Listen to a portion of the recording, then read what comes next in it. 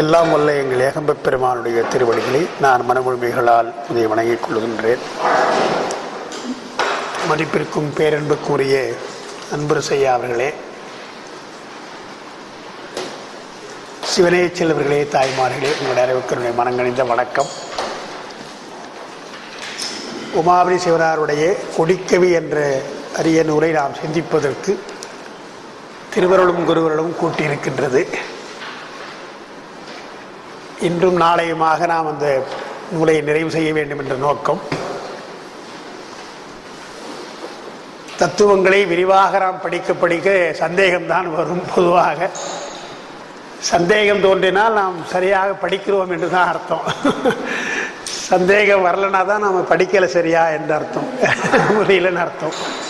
புரிந்து கொண்டே வருகின்ற பொழுது சந்தேகம் என்றால் ஒரு சில இடங்களில் நமக்கு புரியவில்லை என்று தான் அதுக்கு அர்த்தமே தவிர ஒன்றுமே புரியாமல் சந்தேகம் கேட்குறாங்க என்பது அல்ல.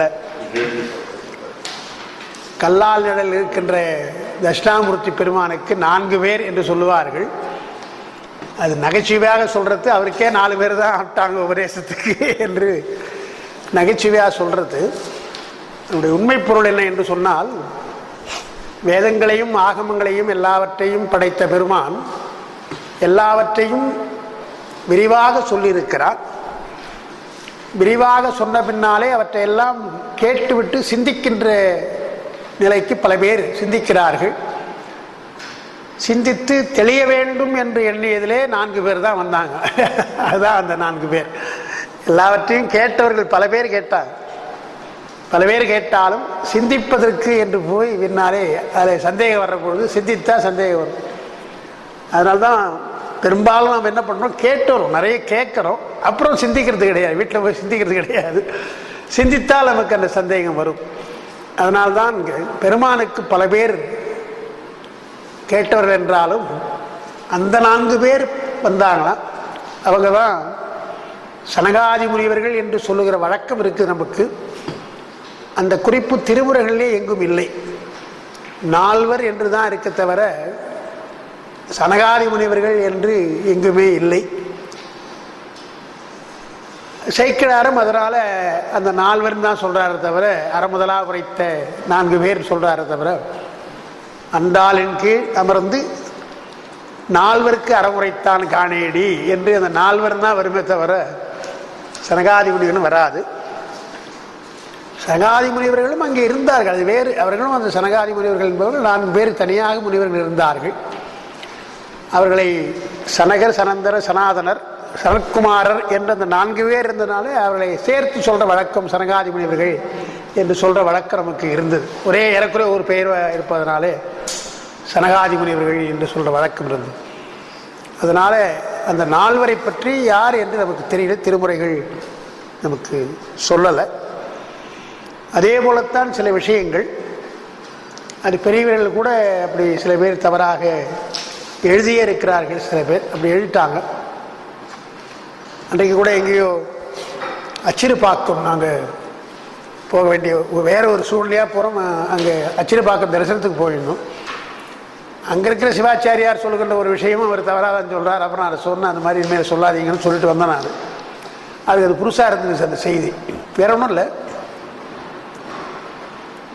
பெருமானுடைய சந்நிதிக்கு போகிற பொழுது துவாரபாலகர்கள் இருக்காங்க இல்லையா, அந்த துவாரபாலகர்கள் யார் என்கிற பொழுது அன்னைக்கு அந்த அச்சிறுபாக்கத்தில் அப்படி எழுதி வச்சுருக்கிறாங்க. அப்படி தாரகாட்சர் விச்சின்மாலி என்று அவங்க எழுதி வச்சிருக்கிறாங்க. அந்த 4 பேர், அப்படி 3 பேர் அப்படி அல்ல. திரிபுரம் எரித்தல்ல திரிபுராதிகள் என்பவர்கள் கமலாட்சன், தாரகாட்சன், விச்சின்மாலி என்று 3 பேர். அவங்க அசுரர்கள்.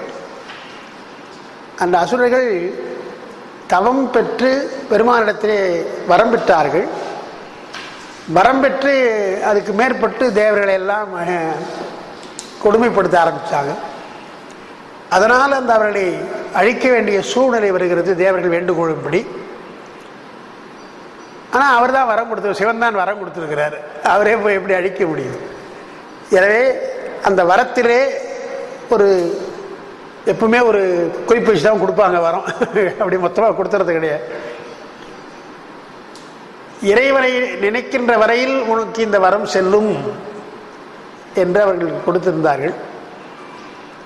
அதனால் என்ன செய்கிறார் பெருமான், திருமால் தான் மயக்கக்கூடியவர், அதனால் அவரை தான் அந்த திரிபுராதிகளை போய் நீ உபதேசம் செய்து மயக்கிடு, வேறு உபதேசம் செய்து மயக்கிடு என்று சொன்னதாகவும், அதனால் அவர் பௌத்த கருத்துக்களை சொன்னார். அவர் தான் ஆதிபுத்தன் என்பார்கள். ஆதிபுத்தனாக இருந்து பௌத்த இப்பொழுது என்ன பின்பற்றுகின்றதோ அந்த கொள்கையை சொன்னார். அந்த கொள்கையை சொன்னதனால அந்த திரிபுராதிகள் அந்த 3 பேரும் சிவபூஜையை விட்டுட்டாங்க. அந்த உபதேசத்துக்கு அப்புறம் அந்த தெளிவில்லாமல் விட்டுட்டாங்க. விட்டுட்டதுனால அவளுக்கு அந்த பாவம் வருகிறது. அப்போ பெருமான் அந்த திரிபுராதிகளை அழித்தார் என்று வருது. ஆனால் அந்த திரிபுராதிகளை அழிக்கின்ற செய்தி வருகின்ற பொழுது ஞானசம்பந்தர் பாடுற பாட்டு, மூவார் புறங்கள் எரித்த அன்று மூவர்க்கு அருள் செய்தான் என்று வருது. மூவார் என்று சொன்னால் பகைவர்கள் அர்த்தம். பழைய தமிழில் மூவார் என்று சொன்னால் பகைவர்கள். மூவார் புறங்கள், புறம்னா மதில், மூவார் புறங்கள் எரித்த அன்று, எரித்த பொழுது அன்றைக்கு மூவர்க்கு அருள் செய்தாய் என்று வருது. மூவரை அவங்கள தான் அழிக்க போறார், அப்புறம் அவங்களுக்கு என்ன அருள் செய்யறது? அதனால பல பேர் என்ன நினைக்கிறாங்க, அவருக்கு தான் அருள் புரிந்தார் என்று சொல்றாங்க. அப்படி அல்ல. திரிபுராதிகள் இருந்த கோட்டையில் அசுரர்கள் பல பேர் இருந்தாங்க இல்லையா? அதில் இந்த பௌத்த கொள்கையை கேட்டும் கூட பின்பற்றாமல் சிவபூஜையே செய்தவர்கள் 3 பேர். அவங்க தான் 3 பேர். அந்த 3 பேருக்கு தான் பெருமான் அருள் செய்தான் என்றுதான் ஞானசம்பந்தர் பாடுறார். சுசீலன் சுபுத்தின்னு சொல்லுவாங்க.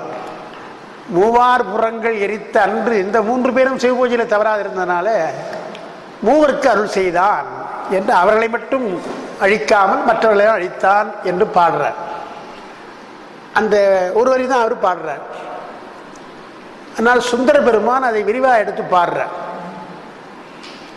முப்புறங்கள் எரித்த ஞான்று என்னென்ன நடந்தது என்று சொல்ற பொழுது, 2 பேரை நின் வாயில் காவலராக வைத்தாய், ஒருவரை மகாசங்கார காலத்திலே முழக்க அருள் செய்தாய் என்று அவர் பாடுறார். 7ஆம் திருமுறையில் சுந்தர பெருமான் பாடுற அந்த பாட்டு நமக்கு தெரியும். காஞ்சி புராணத்தில் இது ஒரு தனி படலமாகவே நமக்கு இருக்கின்றது. தனியாகவே சிவஞான முனிவர் பாடியிருக்கிறார். அதனால நம்ம இனிமேல் அப்படி என்ன நினைக்கிறோம் என்று சொன்னால், அந்த 3 பேர்ல 2 பேர் துவாரபாலகர்கள். சுதன்மன்,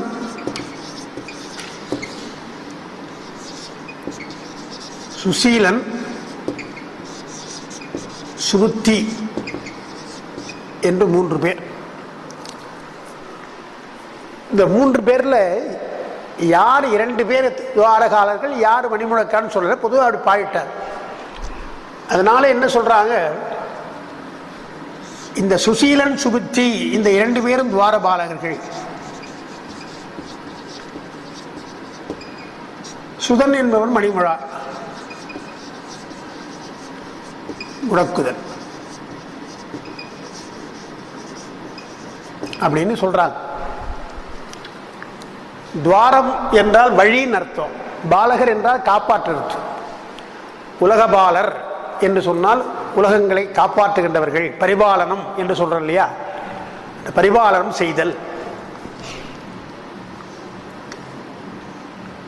உலகபாலர் என்று அரசர்களுக்கெல்லாம் பெயர், உலகத்தை காப்பாற்றுகின்றான் என்பதனால. அப்போ கோயில் சன்னதியில் போகிற பொழுது இந்த 2 பேர் 2 துவாரம், ஒரு வழியில் 2 பேர் இருப்பாங்க. அந்த 2 பேருடைய சிற்பத்தை பார்த்தாலும் நமக்கு தெரியும். அதில் வலப்பக்கமாக இருக்கு, நாம் போகிற பொழுது இடப்பக்கமாக இருக்கும். கோயிலுடைய இதில் வலப்பக்கமாக பார்த்தீங்கன்னா இப்படி ஒன்று இருக்கும், அந்த பெரிய தண்டாயுதம்னு கதாயுதம் ஒன்று இருக்கும், அதை வடித்து ஊன்றிக்கொண்டு அப்படி காமிச்சிட்டு இருப்பார் ஒருத்தர். இந்த பக்கம் நீங்கள் பார்த்தீங்கன்னா இப்போ இந்த 4 பேர் இப்படி வச்சுட்டு இந்த 4 பேர் அப்படி காமிப்பார், அப்படி இருக்கும். அதான் சிற்பம், அப்படிதான் சரியாக இருக்கணும். பெருமான் ஒருவர் தான் பிரம்மம், கடவுள் என்று சொன்னால் அவர் தான். யாருன்னா உள்ளே இருக்கிறவர் பாருங்க என்று, உள்ளே இருப்பது என்று காட்டுகின்ற முத்திரை. எப்படி இந்த அபயம் வரதம் சொல்றோம் இல்லையா, அபயம் இந்த இந்த இது வந்து கவலைப்பட அஞ்சேல், கவலைப்படாதீர்கள் என்று நமக்கு அபயம் கொடுத்துட்டு, நீ என்னுடைய திருவடியை சேர்ந்தால் என்று வரம், அதுதான் வரம், திருவடியை சேர்ந்தால் என்று நம்ம சொல்றோமோ, அந்த முத்திரைக்கு அந்த அர்த்தம் சொல்றோமோ, அதுபோல துவாரபாலகர்கள் என்று சொன்னால் இறைவன் ஒருவர் தான், நம்முடைய பெருமான் ஒருவர் தான், அவர் உள்ளே இருக்கிறவர் பாருங்கள் என்று சொல்வது போல அந்த இது அமைந்திருக்கும். அதனால கோயிலுக்குள்ளே போற பொழுது சீலமும் புத்தியும் நமக்கு இருக்கணும். சீலம்னா ஒழுக்கம் அர்த்தம், புத்தி என்றால் தற்போதம் கடந்து பெருமானுடைய அருளை நினைக்கிறது. அதனால சுசீலன் என்றால் நல்ல ஒழுக்கம் அர்த்தம். சுசீலன் என்றால் நல்ல ஒழுக்கம். பாரதத்தில் துரியோதனுக்கு சுயோதனன் ஒரு பெயர் உண்டு. சுயோதனன் என்று ஒரு பெயர் உண்டு துரியோதனுக்கு.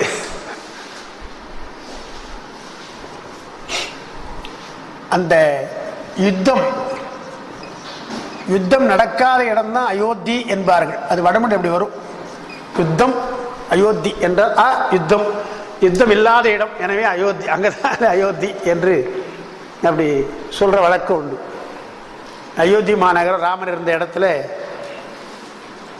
போர் இருக்காது, அவன் சீலமுடையவன் என்று சொல்றது. அதுபோல சுசீலன் சுபுத்தி என்று சொன்னால் நல்லொழுக்கம், நல்ல புத்தி, நல்புத்தி, நல்லுணர்வு, நன்ஞானம். இந்த இரண்டும் அவனுக்கு இருக்கிறதுனால நாம போற பொழுது நமக்கு அது இருக்கணும். அதான் அவன் உள்ள இருந்து பார்க்க. இந்த ஒழுக்கத்தோடும் நல்ல உணர்வு இருந்தால்தான் கோயிலுக்குள்ள நம்ம போக முடியும் என்று அவன் தடுக்கிறான், என்று காவல் காக்கிறான் என்று அப்படிதான் நமக்கு சொல்ற வழக்கம் உண்டு. அதனால் மூவார் புறங்கள் எரித்த அன்று மூவர்க்கு அருள் செய்தான் என்று சொல்றது அதுதான். அந்த அடிப்படையா அதை வைத்துக்கொள்ளணும். தாரகாட்சன், கமலாட்சன், விஞ்சின் மாலை என்றது அரக்கர்கள், அவங்களை அழிச்சாச்சு. அழித்தார்ன்னு நமக்கு தெரியும். அந்த திரிபுரத்தை எரித்தது என்ன என்பதுதான் திருமுறை சொல்லுகிறார். முப்புறம் ஆவது மும்மல காரியம். அதனால நீங்க 3 புறங்களை எரித்தார் அசுரர்கள் அரக்கர்கள் சொன்னால் என்ன என்று சொன்னால் நம்முடைய 3 மலங்கள் தான், அதைத்தான் புராணமா சொல்லியிருக்கிறாங்க என்று அவர் திருமுறை அந்த உண்மையை சொல்றார். புராணத்துல என்ன உண்மை என்றால் ஆணவம் கண்மம் மாய நமக்கு இருக்கிறது. முப்புறம் எரித்தலர் என்பர்கள் மூடர்கள். வெறும் அதை மட்டும் கதை மட்டும் கேட்டுட்டு இருக்காங்களே, அது கதை அல்ல. உள்கருத்து என்ன என்றால் முப்புறமாவது மும்மல காரியம், நமக்கு இருக்கின்ற ஆணவம் கண்மம் மாயை தான் அழிக்கின்றான் என்று சொல்றார். அதனால இதெல்லாம் திருமுறைகளை படிக்கிற பொழுது நமக்கு சில விஷயங்கள் நாம் தெரிந்து கொள்ளணும். அவர்கள் அப்படி முக்கியமாக சிலவற்றை பாடியிருக்கிறாங்க. சாஸ்திரங்களை படித்தால்தான் திருமுறையுடைய உண்மை பொருள் நமக்கு விளங்கும். தோடுடைய செவியன் என்று ஆரம்பித்தால் தோடு சுடைய செவியன் என்பதற்கு நம்ம புராணமாக சொன்னால் அர்த்தநாரீஸ்வரர் வடிவத்தை சொல்லலாம். ஆனால் தோடு என்பதில் தோ என்பது ஓங்காரம் பிரணவம் என்று சொல்லி அது ஏன் தோன்னு ஆரம்பித்தார் என்றால் ஓவும் இத்தும் சேர்ந்தது. இத் என்றால் தமிழ், அது ஒரு ஓங்காரம் பிரணவம் என்று எல்லாவற்றுக்கும் பிரணவம் தான் முதற் காரணம் என்று தோ என்று சொன்னார். தோடு என்பது சக்தியை குறிக்கும், திருவுருளை குறிக்கும். எனவே திருவுருளாலே அது பாடப்பட்ட பாடு என்று சொன்னார் என்றெல்லாம் நமக்கு விளக்கம் இருக்கு. சேக்கிழார் என்ன செய்கிறார், அதை சொல்றார். அவரும் சொல்றார், நான் சொன்ன ஓங்காரத்தை சொல்றார். எல்லையிலா மறை முதல் மெய் உடன் எடுத்த எழுதுமறை என்று எல்லையிலா மெய் முதல் எழுத்து மறை, எல்லையிலா மறை மெய் முதல் என்று சொல்றார். எல்லையில்லா மறை என்பதுதான் ஓ என்பது, ஓம் என்பது. மெய் என்பது அங்க அவர் சொல்றது இத்துன்னு அர்த்தம். இத்துன்ற மெய் எழுத்து. எல்லையிலா மறை முதல் மெய்யுடன் எடுத்த எழுதுமறை. அந்த ஓம் என்று சொல்லி தொடங்குகின்ற வடமொழி இருக்குது இல்லையா, அது எழுதாத மறை. இது அவர் பாடுறது எழுதுமறை என்றார். எழுதுகின்ற எழுத்துல வரும், தமிழ்ல வரும் எழுத்து. அதை எழுதக்கூடாது. 4 வேதங்களை எழுதக்கூடாதுன்னு சொல்லுவாங்க. உபதேசிக்கிற பொழுதே உபதேசமா இருக்கணும், தவிர எழுதக்கூடாதுன்னு. ஆனால் ஞான சம்பந்த பெருமான் எப்படிதில்லை, எழுதுமறையாக நீங்கள் எழுதி பண்ணால் நல்லா படிங்க என்று அவர் சொல்றார். எழுதுமறை என்று அவர் சொல்றார். ஆனால் அவர் சொல்றது தோடுடையன்னு சொல்லிட்டு செவி ஏன் சொன்னார் அவர் சேர்க்கா, அதுக்கு நயம் சொல்றார். செவியன் ஏன் சொன்னார் என்று அவர் சொல்றார். செவியை சிறப்பித்ததுக்கு என்ன காரணம் என்று சொன்னால் பல்லுயிரும் கலிகூற பரபரவால் தாம் பாடும் பாடல் அல்லவா, உயிர்களெல்லாம் வாழ்வதற்காக பல்லுயிரும் கலிகூற பரபரவால் தம்பாடல் செல்லுமுறை பெறுவதற்கு திருச்செவியை சிறப்பித்தார். பெருமானே, நான் பாடுகின்ற பாடல் தான் நீங்கள் திருச்செவி சார்த்த வேண்டும். ஏன்னா உயிர்களெல்லாம் அதை பாடி உய்ய வேண்டும் அல்லவா. அப்போ உங்களுடைய திருச்செவி சார்த்தினால் அது நிச்சயமாக நிரந்தரமாக இருக்கும் இல்லையா எனவே செல்லுமறை பெறுவதற்கு திருச்செவியை சிறப்பித்தார் என்ற ஒரு பாடுறார். அதனால் இவையெல்லாம் திருவுருள் இருந்தாலும் நமக்கு இந்த சாத்திர பின்னணியோடு நாம் படித்தால்தான் நமக்கு அந்த உண்மை விளங்கும் என்பதனால பார்க்கிறது. அதனால் இப்போ நம்ம குடிக்கவியில் நம்ம சாஸ்திரம் தான் நிறைய பார்த்துருக்குறோம். அதில் எழுதுனா நேரம் ஆகிடும். சிலவற்றை நான் சொல்கிறேன், அப்புறம் நோட்ஸ் உங்களுக்கு கொடுத்துட்றோம். அதில் பாருங்கள், இன்றைக்கி உங்களுக்கு கொடுத்து இது கொடுத்தாங்களோ? சரி, ஆமாம், போதகாரியம் மறைத்துன்னு இருக்குது. இதில் நாம் நேற்று சொன்னதில் 2வது பாட்டில்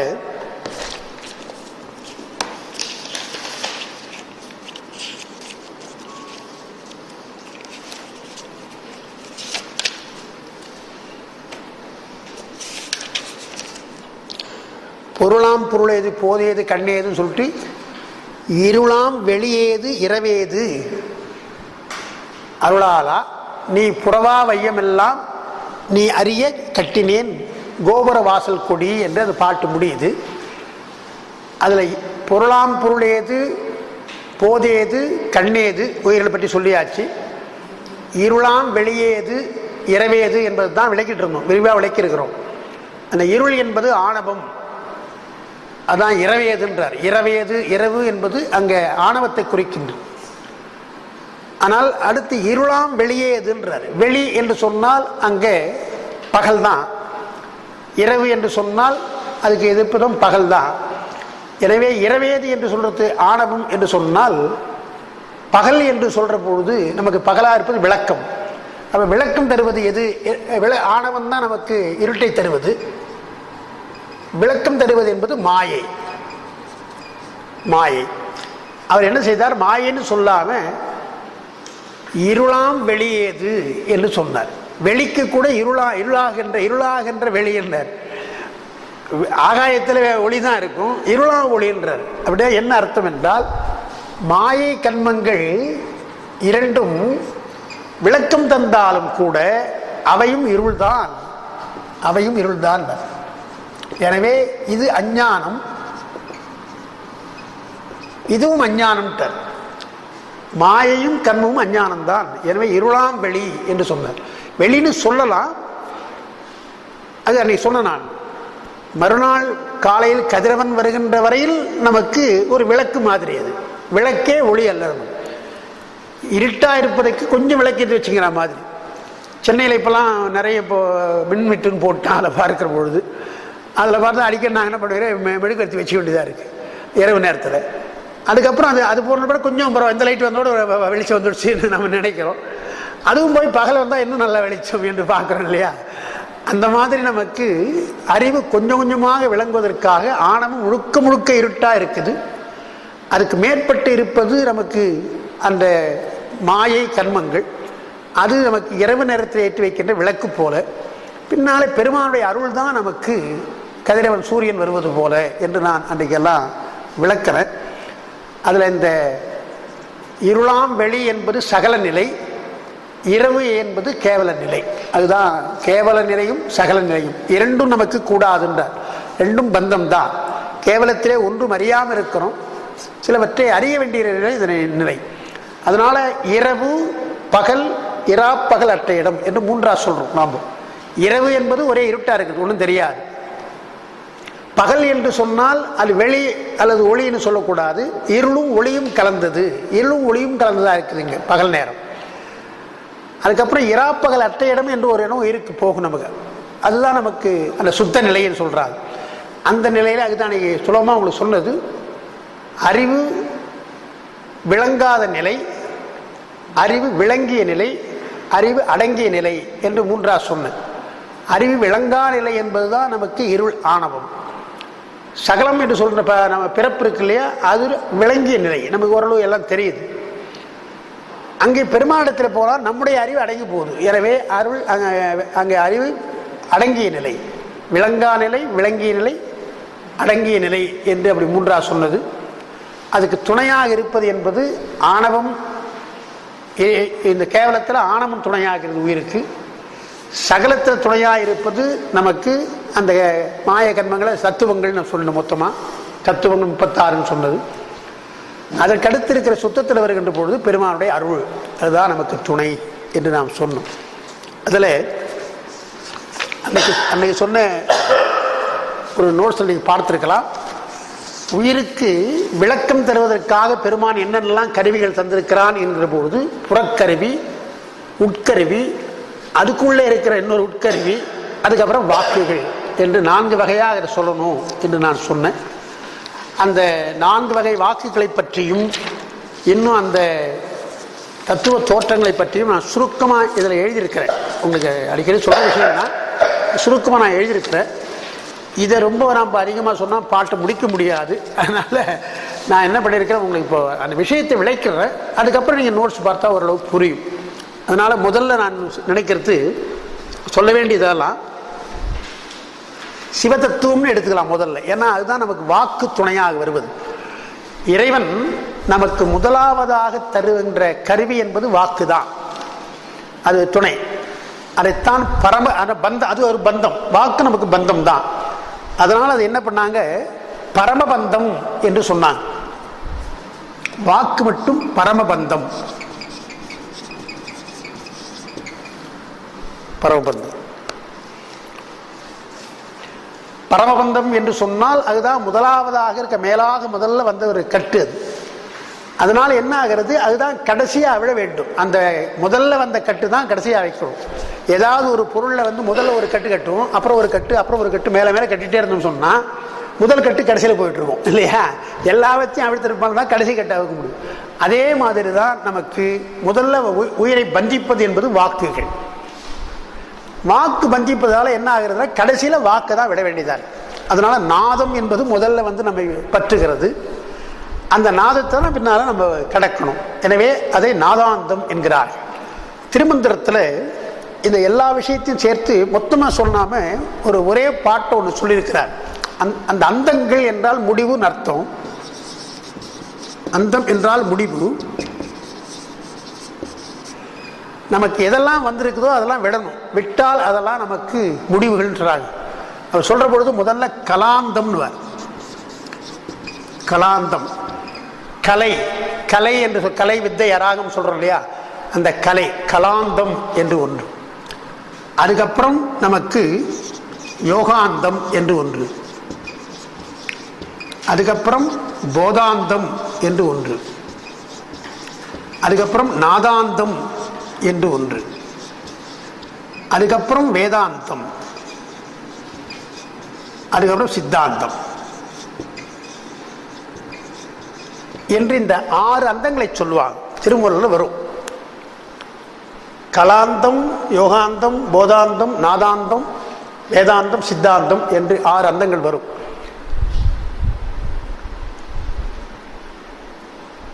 இதுல கலை என்பதுதான் நாம சொல்ற அந்த உள் கருவி, உள்கரணங்கள் சொன்ன அந்த கரணங்களுக்குள்ள உள் அந்த கரணங்கள் சொல்லியிருப்பேன். கலை வித்தை அராகம் என்று அந்த நிலையை நாம கடப்பது. அப்புறம் நாதம் என்று சொன்னால் அது சொல்லை கடப்பது, நாதாந்தம் என்பது. போதாந்தம் என்று சொன்னால் தன்னுடைய அறிவு நிலையை கடப்பது. யோகாந்தம் என்று சொன்னால் அதுதான் இந்த நாதாந்தத்திற்கு மேலே, நாதத்தை கடந்து போனால் இருக்கின்ற யோகம், அதற்கு மேலே உள்ள யோகாந்தம் வாங்க. அதுதான் நமக்கு அந்த சமாதி நிலை என்பது. அன்றைக்கு சொன்னவங்களுக்கு சைவ சித்தாந்தம் யோகத்தை 2ஆ சொல்லுது. ஒன்று அஷ்டாங்க யோகம் என்றும் இன்னொன்று பிராசார யோகம் என்று நமக்கு சொல்லுகின்றது. பிராசார யோகம் என்பது அந்த என்ற அந்த 3ஆ அப்படி சொல்றாங்க. 3ஆ சொல்றாங்க. சிவஞானத்தை தரும் கதி வழி என்று அதுக்கு அர்த்தம் என்று அவங்க சொல்றாங்க. பிரசாதம் என்பதுதான் இன்னைக்கு பிரசாதம் சொல்றது தான். பிராசாதம் என்பதுதான் பிரசாதம் இன்னைக்கு நாம் சொல்றோம். பிராசாரம் என்றால் சிவஞானத்தை தருவது. அதெல்லாம் நம்முடைய கோயிலில் சாப்பிட்ற பிரசாதம் எல்லாம் சிவஞானம் தான் எடுத்துக்கணும். அது நமக்கு கொடுக்கிற சிவஞானம் என்பது போல எடுத்துக்கணும். நமக்கு சாப்பாடு பசிக்காக கொடுக்கறதுன்னு அர்த்தம் கிடையாது. அதனால தான் கொஞ்சமாக கொடுப்பாங்க, நிறைய கொடுக்கறது கிடையாது. நைவேத்தியம் பண்ணா அது பிராசார யோகம்ன்ற அந்த யோகத்தினுடைய முடிவாக வருகின்ற பொழுதுதான் நமக்கு அந்த பெருமானுடைய திருவருள் கிடைக்கும் என்று அன்னைக்கு ஆதாரம், நிராதாரம், மீதானம் என்று நான் சொன்னேன். அது இந்த யோகாந்தத்தை குறிப்பது. வேதாந்தம் என்பது வேதம் என்றால் வாக்குன்னு அங்கே வைத்துக் கொள்ளணும். வாக்கினுடைய இடமாக பொருள் என்ன, அந்த வாக்கு சொற்கள் என்ன சொல்லுகிறது பொருள் என்று தெரிந்து அந்த பொருளையும் நாம் கடக்கணும். சொல் மூலமாக வருகின்ற பொருளை கடக்கணும். நமக்கு இப்போ எந்த எந்த பொருளை பார்த்தாலும் சொல்லும் பொருளுமா நமக்கு தெரியும். எனவே பொருளை கடந்ததோட பொருளுடைய சொல்லும் கடக்கணும். அதை எப்படி சொல்ல கடக்கணும் என்பது சொன்னால் அதுக்கு சாதாரணமாக ஒரு வார்த்தை சொல்கிறாங்க. உங்களுக்கு புரியறதுக்கான ஒரு வார்த்தை சொல்கிறேன். அல்வா அப்படின்னா நமக்கு பிடிக்குது, டக்குனு உடைய புரிஞ்சுக்கிறோம். அந்த சொல் தான், வேற ஒன்றும் இன்னைக்கு கிடையாது. அது இனிப்பு என்று தெரிந்து கொண்டு உடனே நமக்கு ஒரு சுவை வருகின்றது. அதே சமயத்தில் பாகற்காய் என்று சொன்னால் நமக்கு கசப்பு என்று டக்குன்னு தெரிஞ்சுக்கிறோம். அப்போது நான் பாகற்காயும் கொடுக்கல, அல்வாவும் கொடுக்கல, ஆனாலும் சொல்லுகிற பொழுதே அந்த முயற்சி வந்து அப்போ என்ன அர்த்தம்? பொருள் நீங்கள் கடந்தாச்சு, பொருள் நமக்கு இல்லை, அதை விட்டுட்டோம். ஆனால் சொல்ல நம்ம விட முடியல இல்லையா?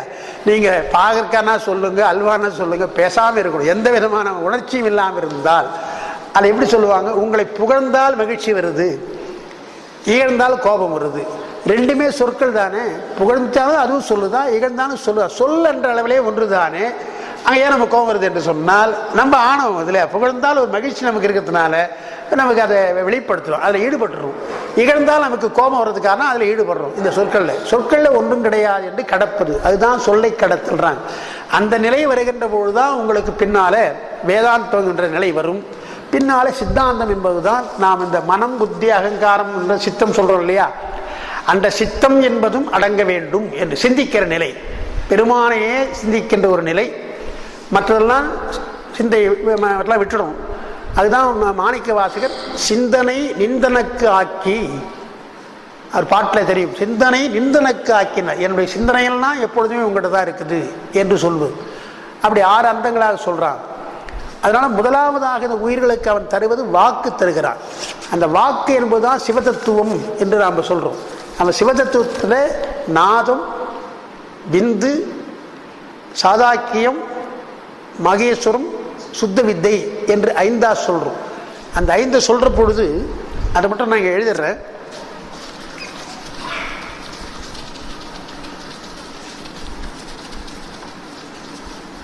பின்னால் நோட்ஸ் இருக்குது, இருந்தால் நாங்கள் எழுதுகிற முதல்ல நாதம் விந்து என்று வைத்துக் கொள்ளுங்கள். இதன் மூலமாக பெருமான் என்ன செய்ய, இது சிவம்,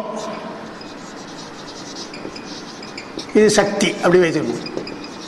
இதன் மூலமாக பெருமான் எல்லா ஆன்மாக்களுக்கும் அறிவை எழுப்புகிறான். விந்து மூலமாக ஆற்றல் அல்லது செயலை தருகிறான். நாதத்தின் மூலமாக எல்லா ஆன்மாக்களுக்கும் அறிவை உணர்த்துகிறான், அறிவிக்கிறான். சக்தி என்ற அதன் மூலமாக அவன் செயல்படுத்துகிறான். அப்போ நமக்கு எல்லாவற்றுக்கும் ஞானமும் இருக்கணும், செயலும் இருக்கணும். அதனால அடுத்து சதாசிவம்னு வரும் நமக்கு. அந்த ஞானம் செயல் ரெண்டும் நாத வடிவான ஞான வடிவாக இருந்தால் அது நாதம். இது சிவன்றத்தை ஞானம் வைத்துக் கொள்ளலாம். இது கிரியை. ஞான வடிவாக இருந்தால் பெருமானை அங்கே சிவம் நாதம் சொல்லணும். கிரியை வடிவாக இருந்தால் அது சக்தின்னு சொல்லணும். அது இரண்டும் இருந்தால் ஞானமும் கிரியும்னா நாதம் விந்து. நாதம் என்ற சொல் விந்து. ஒரு செயலை சொல்லுகிற பொழுதே நான் சொல்றேன், இப்படி செய்யுங்க, அப்படி செய்யுங்க, எழுதுங்க, அது இது முக்கியம் என்றெல்லாம் சொல்றேன். சொல்லுவதை வைத்துக்கொண்டு எழுதுறீங்க. அப்போ ஞானமும் கிரியையும், அதாவது சொல்லும் செயலுமாக இருக்குதுன்னு பார்க்குறோம். அப்படி வருது, நமக்கு செய்கிறோம். அதுக்கப்புறம் ஈஸ்வரன் சொல்றோம். ஈஸ்வரன் சொல்றது கிரியை அதிகமாக இருக்கும், ஞானம் குறைவாக இருக்கும். அதாவது நீங்கள் ஏதாவது நல்லா படிச்சிருப்பீங்க, படிச்சுட்டு மீண்டும் அதை எழுதுறீங்க, நினைவு கொண்டு எழுதுறீங்க. நினைவு கொண்டு எழுதுகிற பொழுது வேகமாக எழுதுறீங்க. எழுதுவது தான் அதிகமாக இருக்கும், நினைக்கிறது குறைவாக தான் இருக்கும். ஏன்னா வேகமாக படித்தாச்சு, அது பாட்டு வந்துட்டு அவர் பாட்டு வேகமாக எழுதுறாருப்பா அப்படின்னா அர்த்தம் நல்லா படிச்சிருக்கிறா, விரும்ப எழுதுறா. எக்ஸாம் எழுதுறாங்க 3 மணி நேரத்தில் சொன்னால் நல்லா படிச்சிருக்கான், வேகமாக எழுதுறான். அப்போ வேகமாக எழுதுவது என்பது கிரியை அதிகம், அங்கே ஞானம் துணையாக இருக்கிறது. அதற்கு பின்னால் எல்லாவற்றையும் மூடி வச்சுட்டு புதுசாக ஒன்றை சிந்திக்க வேண்டும் என்று சொன்னால் ஞானத்தோடு இருக்கும், கிரியை கொஞ்சம் குறைவாக இருக்கும். படிக்கிற பொழுது நமக்கு ஒரு புத்தகத்தை படிக்கிறோன்னா ஒரு பேராக படிக்கிறோம். ஒரு பேராக படிக்கிற பொழுது ஒரு பக்கம் படிக்கிறோம்னு வச்சுங்க, அடுத்த பக்கத்தை திருப்புறதுக்கு லேட் ஆகும். கிரியை அதுதான் எடுப்பு தெரியுது. கிரியை படிக்கிறோம், வரி வரியாக படிக்கிறோம், அது கிரியை குறைவு. ஆனால் புரிகின்ற விஷயங்கள் ஞானம் அதிகமாக இருக்குது. எனவே ஞானம் அதிகமாக என்று இத்தனை வகையாகத்தான் நாம் அந்த வாக்குகளையும் செயலையும் பயன்படுத்துகிறோம் என்பதற்கு தான் அந்த சிவதத்துவம் என்பது. ஞானமாக நாம் இருக்கிறோம். செயலாக ஒன்று வேணாம். படிக்காத என்ன பண்ணுறான்? வெட்டுறான்னா மரத்தை வெட்டுறான், மண்ணை வெட்டுறான். அவனுக்கு வெட்டுறதான் தொழில் தெரியாது. அது எப்படின்னா அது என்னன்னு தெரியாது. அவன் வெறும் செயல் செய்கிறான். அது போல் சில பேர் அறிவாளிகளாக இருக்காங்க, உட்கார்ந்து சிந்திச்சு பல விஷயம் சிந்திக்கிறாங்க, சிந்திச்சு சொல்கிறாங்க என்று வருது. எனவே ஞானமாக கிரியையாக, ஞானமும் கிரியையுமாக, கிரியை அதிகமாக ஞானம் குறைவாக, ஞானம் அதிகமாக கிரியை குறைவாக இருக்கின்ற இந்த 5 நிலை. அதுதான் அங்கே சிவதத்துவம் என்று அதை சொல்கிறாங்க. அதுதான் நம்ம 5ஆ சொல்கிறது. இது முதல்ல தெரிஞ்சுக்க வேண்டியது. முதல்ல அதுக்கப்புறம் இன்னொன்று இதில் சொல்ல வேண்டியது, அன்றைக்கி சொன்னேன் பராசக்தின்னு சொன்னேன். இது எந்த விதமான செயலும் கிடையாது, ஆதிசக்தி தான். இந்த ஆதிசக்தி தான் சிவம் என்றும் சக்தி என்றும் பிரிகிறது. அப்போ இது ஒரு ஸ்டேஜ், இது ஒரு ஸ்டேஜ். அதுக்கப்புறம் இங்கே சிவம் என்று வர்றது இங்கே நாதம் என்று வந்துடுச்சு. அதனால 3வது இடம் தான் இது. 1, 2, 3 எல்லாத்துலேயும் சிவம் கலந்துருக்கு, எல்லாம் இல்லை. இது சிவம் என்று சொல்ல ஏன் சொல்றேன்னா, நாதம் என்பது இருக்கின்ற இடத்தை தான் குறிக்குது. எனவே இந்த சிவம் என்பது நமக்கு அதிஷ்டானத்தை தான் குறிக்கும். சிவத்தினுடைய சக்தி இருக்கின்றது என்ற அதிஷ்டானம் என்று சொல்ல அந்த இடத்தை தான் குறிக்குது சொல்றோம். அப்போ அது முக்கியமான ஒன்று. நம்முடைய உலகப் பொருளையும் கலந்திருக்கிறான், நாதத்திலையும் கலந்திருக்கிறான் என்று சொன்னால் என்ன அர்த்தம்? இதை விட சூக்குமா நாதத்தில் இருக்கிறான்னு அர்த்தம்.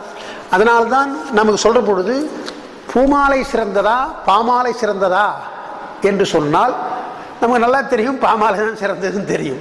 என்ன காரணம் என்று சொன்னால், முதல் காரணம், மற்றதெல்லாம் எத்தனையோ காரணம் சொல்லுவாங்க. முதல் காரணம் என்னென்றால், பூமாலை என்பது பூ என்று சொன்னால் ஒரு குறிப்பிட்ட காலத்திலே மலரும், அந்த பூ பறிக்கணும், வாடி போகும், அதோட முடிஞ்சு போச்சு. அதில் வண்டு மூசும், இதெல்லாம் இருக்குது, மோந்து பார்த்துருவான், ஏதாவது இருக்கும், இதெல்லாம் நமக்கு வாங்க, இதெல்லாம் பூவனுடைய குற்றங்கள். அதனால் என்ன செய்தார்கள், பூமாலை என்று சொன்னால் ஒரு முறை சாத்தி விட்டால் மீண்டும் சாத்தக்கூடாது, அது நிர்மாலயம். பாமாலை அப்படி அல்ல, எத்தனை முறை வேண்டுமானாலும் எங்கள் பாமாலை சாத்தலாம் அப்படின்னு என்ன அர்த்தம். நான் இப்போ பாடினார் புன்புலாலை யாக்கை புரைவர்கரிய பாடினார், திருவாசகம் பாடினார். அவர் பாடினது முடிஞ்சு போச்சு. இப்போ இனிமேல் அந்த பாட்டை பாட முடியாதுன்னா நான் பாடலாம். நான் பண்ணால் புருஷன், அது இல்லை புருஷாக வருது அது. எனவே எழுத்துக்கள் புருஷாக, சொற்கள் புருஷா வர்றதுனால தான் அதை பிரணவம் சொன்னாங்க. ஏன்னா ஓம் என்பது பிரணவம் ஏன்னு சொன்னாங்கன்னா,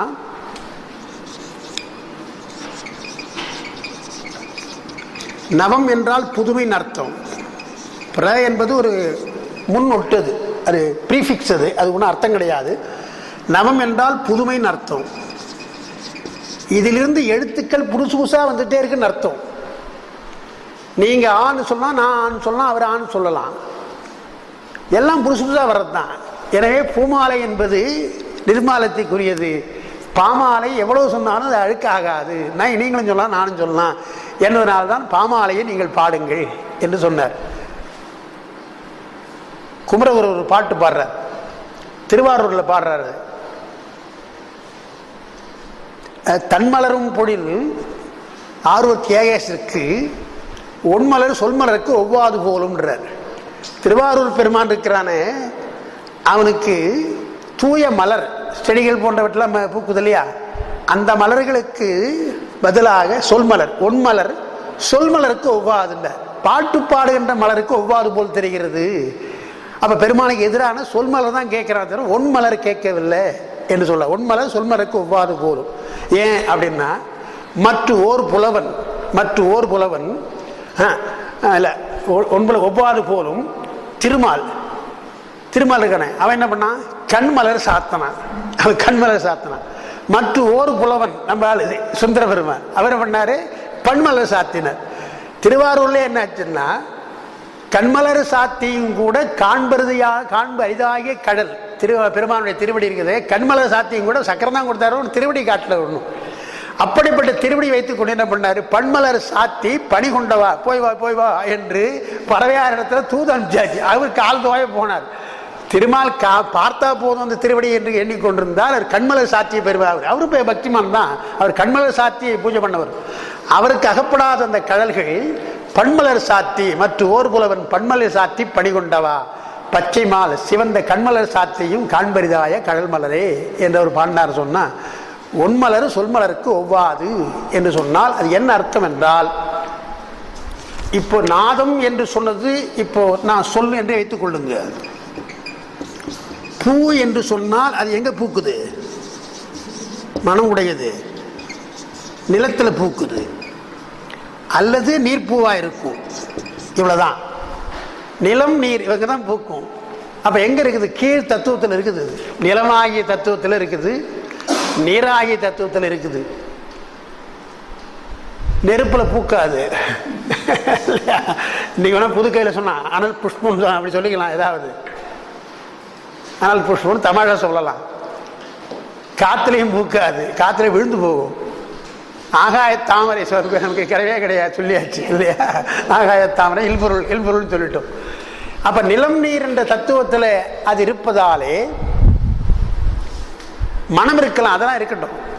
ஆனால் சொல் என்பது போல் அது கிடையாது. உயர்ந்த கடைசி தத்துவமா இருக்கிற நாதத்திலே வருகின்ற சொல்லுக்கும் முதலாவதாக இருக்கின்ற தத்துவத்துக்கும் எவ்வளவு வேறுபாடு இருக்குது என்பதால் தான் அப்படி சொல்றாங்க. அது ஒரு விஷயம்.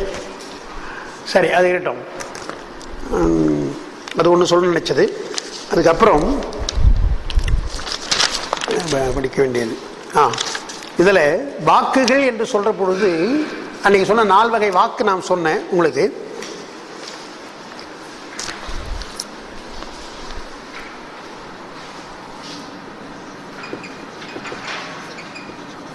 விந்து என்று சொன்னால் சுத்தமாயைன்னு ஒரு அர்த்தம் இருக்குது. சுத்தமாயை என்று ஒரு அர்த்தம். இந்த இடத்துல விந்துன்னு சொல்றோம் இல்லையா, இது வேறு, இது ஒரு அர்த்தம். இன்னொரு அர்த்தம் சுத்தமாய்க்கு விந்து என்று ஒரு பெயர் உண்டு. இது பெருமான் இங்கிருந்து தான் நமக்கு அவருடைய சிவசக்தி, பெருமானுடைய சக்தி தான் தோற்றுவிக்கிறது வாக்குகளை. விந்திலிருந்து தான் வருகிறது வாக்குகள் என்றால் 4 வகை வாக்கு சுத்தமாயிலிருந்து தான் வருகிறது. அப்போ மாயிலே கூட பிரகிருதி மாயை, அசுத்த மாயை, சுத்த மாயை 3 இருக்குது. சொல் சுத்தமாயில் தான் வருகிறது. அது நேரடியான தொடர்பு, பெருமானுக்கு நேரடியான தொடர்பு. சிவதத்துவம் சொல்றதுனாலையும் நாத வடிவாக பெருமான் இருக்கின்றான். எவ்வளவோ பெயர்கள் பெருமானுக்கு இருந்தாலும் நாதன் என்று ஒரு பெயர் உண்டு. நமச்சிவாய வாழ்க, நாதந்தாள் வாழ்க. அது காசு பிள்ளை உரை எழுதுறார். நமச்சிவாய என்பது பெருமான் கொடுத்த உபதேசம். அதை சொன்னது குரு அல்லவா, எனவே நாதன் என்று சொல்றார். நாதன் என்றால் குரு என்று ஒரு அர்த்தம் இருக்குது. நாதனா குரு. நம்பி அருளால் நாதனாம் அருள் பெற்றேன் திருமூலர் சொல்றார். நாதன்னா குருன்னு அர்த்தம் இருக்குது. குருநாதன் என்றே சில பேர் பேர் வச்சுக்குவாங்க, நீங்க பார்க்கலாம். சுவாமிநாதன் என்றே பேர் வச்சுக்கிறார். நம்முடைய முருகப்பெருமானுக்கு சுவாமிநாதன் பெயர் உண்டு. அவர் சுவாமி நம்பாடு, அவருக்கு நாதனா, அவருக்கு குரு என்று சுவாமிநாதன் என்று பெயர் வைக்கிறோம். எனவே நாதம், அப்புறம் நாதத்துக்கு தலைவனாக இருக்கிறார் என்பதாலே நாதன் என்று பெயர். ஆனால் நாதத்தை முதல்ல இடமாக கொண்டதுனால பெருமானுடைய வாக்கு போல, அவருடைய அருள் போலவே அந்த வாக்குகள் இருப்பதால் தான் இன்றைக்கும் சொற்களை நாம் ஜாக்கிரதையாக பயன்படுத்தணும். நாம் ஞானியாக இருக்கலாம், அஞ்ஞானியாக இருக்கலாம், அது வேற விஷயம். தவறாக ஒரு வார்த்தை சொன்னால் அது கூடாதுன்றாங்க. சில சமயம் பழிச்சுடலாம். என்னமா அந்த வார்த்தை அப்படி வந்ததுப்பா, அது மாதிரி ஆகி போச்சுன்னா. கண்ணதாசனை பற்றி சொல்லியிருக்காங்க. அவரே எழுதுறார். ஒரு நாள் ஒரு கவிதை எழுதிட்டு இருக்கிறாராம். கவிதை எழுதுகிற பொழுது அவங்க பேரன் குழந்தை தூங்கிட்டு இருந்தான். அவனை எழுப்ப போனாங்களா. எழுப்ப போனவன் அழுதான். குழந்தை தூங்காம அழுதான். உடனே இவர் என்ன சொன்னாராம், ஏமா அவன் தான் தூங்குறானம்மா, அவனை ஏன் எழுப்ப வேணாம், தூங்கட்டும், அப்படியே தூங்கட்டும் என்று சொன்ன உடனே அவருக்கு டக்குன்னு ஒரு ஞாபகம் வந்துதான். அவனை எழுப்பாதீர் அப்படியே தூங்கட்டும் கவிதை எழுத ஆரம்பிச்சார். இருக்குது அப்படி கவிதை இருக்கு, அந்த பாட்டு இருக்குது. அவனை எழுப்பாதீர் அப்படியே தூங்கட்டும். அவன் ஏன் பண்ணானா, எழுந்தால் இன்னல் வருமோ, இடர் வருமோ, உலகத்தில் எத்தனையோ துன்பங்கள்லாம் இருக்கு இல்லையா, அதெல்லாம் மறந்து அவன் தூங்குறான். எல்லாவற்றையும் மறந்து தூங்கினா எழுப்பாதீங்க என்று அவனை எழுப்பாதீர் அப்படியே தூங்கட்டும்னு பல்லவி. முதல்ல இப்போ சினிமா பாட்டு இல்லை, கவிதை இது. அவனை எழுப்பாதீர் அப்படியே தூங்கட்டும். அடுத்த வாரத்தை அந்த போய் செத்து போயிட்டான். குழந்தை இறந்து போச்சு, பேரன். அப்போதான் எழுதுறார், ஐயோ நான் என்ன பண்ண அறம்பாடிட்டும் போல தெரியுது. அவனை எழுப்பாதீர் அப்படியே தூங்கட்டும் நான் சொன்னேன், அது என் வாக்கில் வந்துடுச்சு, அவனுடைய மரணத்துக்காக தான் அப்படி சொல்லணும் என்று கஷ்டப்பட்டு எழுதியிருக்கிறார். நடைமுறை பார்க்க அந்த மாதிரி நமக்கே கூட வாயில வார்த்தைகள் வந்துடும். ஏன்டா நான் இப்படி சொல்லணும் தெரியலையே என்று எண்ணலாம். என்னுடைய அனுபவம் சொல்கிறேன். எங்கள் அப்பாவுக்கு, என் அம்மா நல்லா தான் இருந்தாங்க. திடீர்னு ஏதோ அவங்களுக்கு உடம்பு சரியில்லைன்னு டாக்டர்கிட்ட போனபொழுது அப்பா எல்லாம் பார்க்க, நான் இப்போ சென்னையில் இருந்தால் அப்பா காஞ்சிபுரம் இருந்தாங்க. என்னமோ சொல்கிற பொழுது என்னுடைய தங்கை கிட்ட அவர் சொல்கிறானா, சீக்கிரம் கொடுமா, அம்மாவுக்கு கொடுக்கணும், அப்புறம் அவன் எப்போ வந்து போட போகிறா சாப்பாடு அப்படின்னு ஒரு வார்த்தை வந்துடுச்சான். எப்படி எப்போ இனிமேல் எப்படி போட போகிறா சாப்பாடுன்னு அது வர வேண்டிய அவசியமே கிடையாது. அப்புறம் யோசிக்கிறான் ஏன் நமக்கு அப்படி வந்ததுன்னு. அதான் அவன் கடைசி அவங்க போய் திரும்பல இறந்துட்டான். அந்த மாதிரி வார்த்தைகள் நமக்கு வரக்கூடாது. இது அடிப்படையான ஒன்று. ஒரு விஷயம் உங்களுக்கு சொல்கிறேன். அதாவது வாழ்த்து செய்கிற பொழுது யாருக்காவது பர்த்டே வாழ்த்து சொல்கிறீங்க, மற்ற எதுவுமே வாழ்த்து சொல்கிறீங்க, வாழ்த்து சொல்ல மட்டும் ரொம்ப ஜாக்கிரதையாக சொல்லணும்னு சொல்லுவாங்க.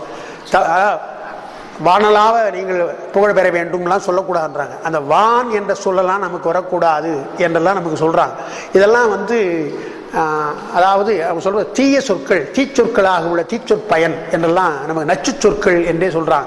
அந்த மாதிரி நமக்கு தமிழில் இருக்குதுன்னு சொன்னால் என்ன காரணம்? வாழ்த்தினாலும் பலிக்கும், வசை பெயர்னாலும் பலிக்குதுன்னு சொன்னால் என்ன காரணம்னா சொல் பெருமானோடு தொடர்புடையது, அது அருளோடு தொடர்புடையது. இன்னும் நாம் முறையாக பெருமானை வணங்கி நம்முடைய மனசெல்லாம் தூய்மைப்படுத்தி கொண்டு அந்த யோக நிலையும் ஞான நிலையும் இருந்து சொன்னால் அப்படியே பலிக்கும். ஏன் ஞானசம்பந்தனுடைய பதிவு இன்னைக்கே பலிக்குது? என்னைக்கோ 7ஆம் நூற்றாண்டில் பாடிய பாட்டு இன்னைக்கு பலிக்குதே, மந்திரமாக நமக்கு இருக்குது. பார்க்கணும் எத்தனையோ அனுபவம் நமக்கு சொல்ல முடியும். ஏன்னா இறக்கே எனக்கு அனுபவம் சொல்ல முடியும். தேவாரத்தை படித்தோம், ஏதோ பிரச்சனை என்றால் நீங்கள் தேவாரத்தை படித்தா தீர்ந்து போகுது விஷயங்கள். என்ன காரணம்? அவ்வளோ மந்திர ஆற்றல் அதில் இருக்குது என்று பார்க்கணும். அதனால தான் நாத வடிவாக பெருமான் இருக்கின்றான் என்று சொல்வதும் சுத்தமாயில் அது இருக்கிறது என்பதால் தான் வாக்குக்கு ஒரு தனிச்சிறப்பு என்று சொல்கிறாங்க. அதோட அது இருக்கட்டும். அதுக்கடுத்து அது என்னென்ன தோன்றுகிறது என்று சொன்னால் வாக்கு அப்படி பிரிக்கிறாங்க. அந்த வாக்கு சொல்கிற பொழுது 4 வகை வாக்கு உங்களுக்கு தெரியும். சுக்குமை, பைசந்தி, மத்திமை, வைகிரி என்று 4ஆக சொல்கிறாங்க. அது இருக்கட்டும். அந்த சொல்கிற பொழுது வாக்கில் 4 வகை வாக்கு, 51 எழுத்து, 81 பதம், அப்படி ஒரு குறிப்பு உண்டு.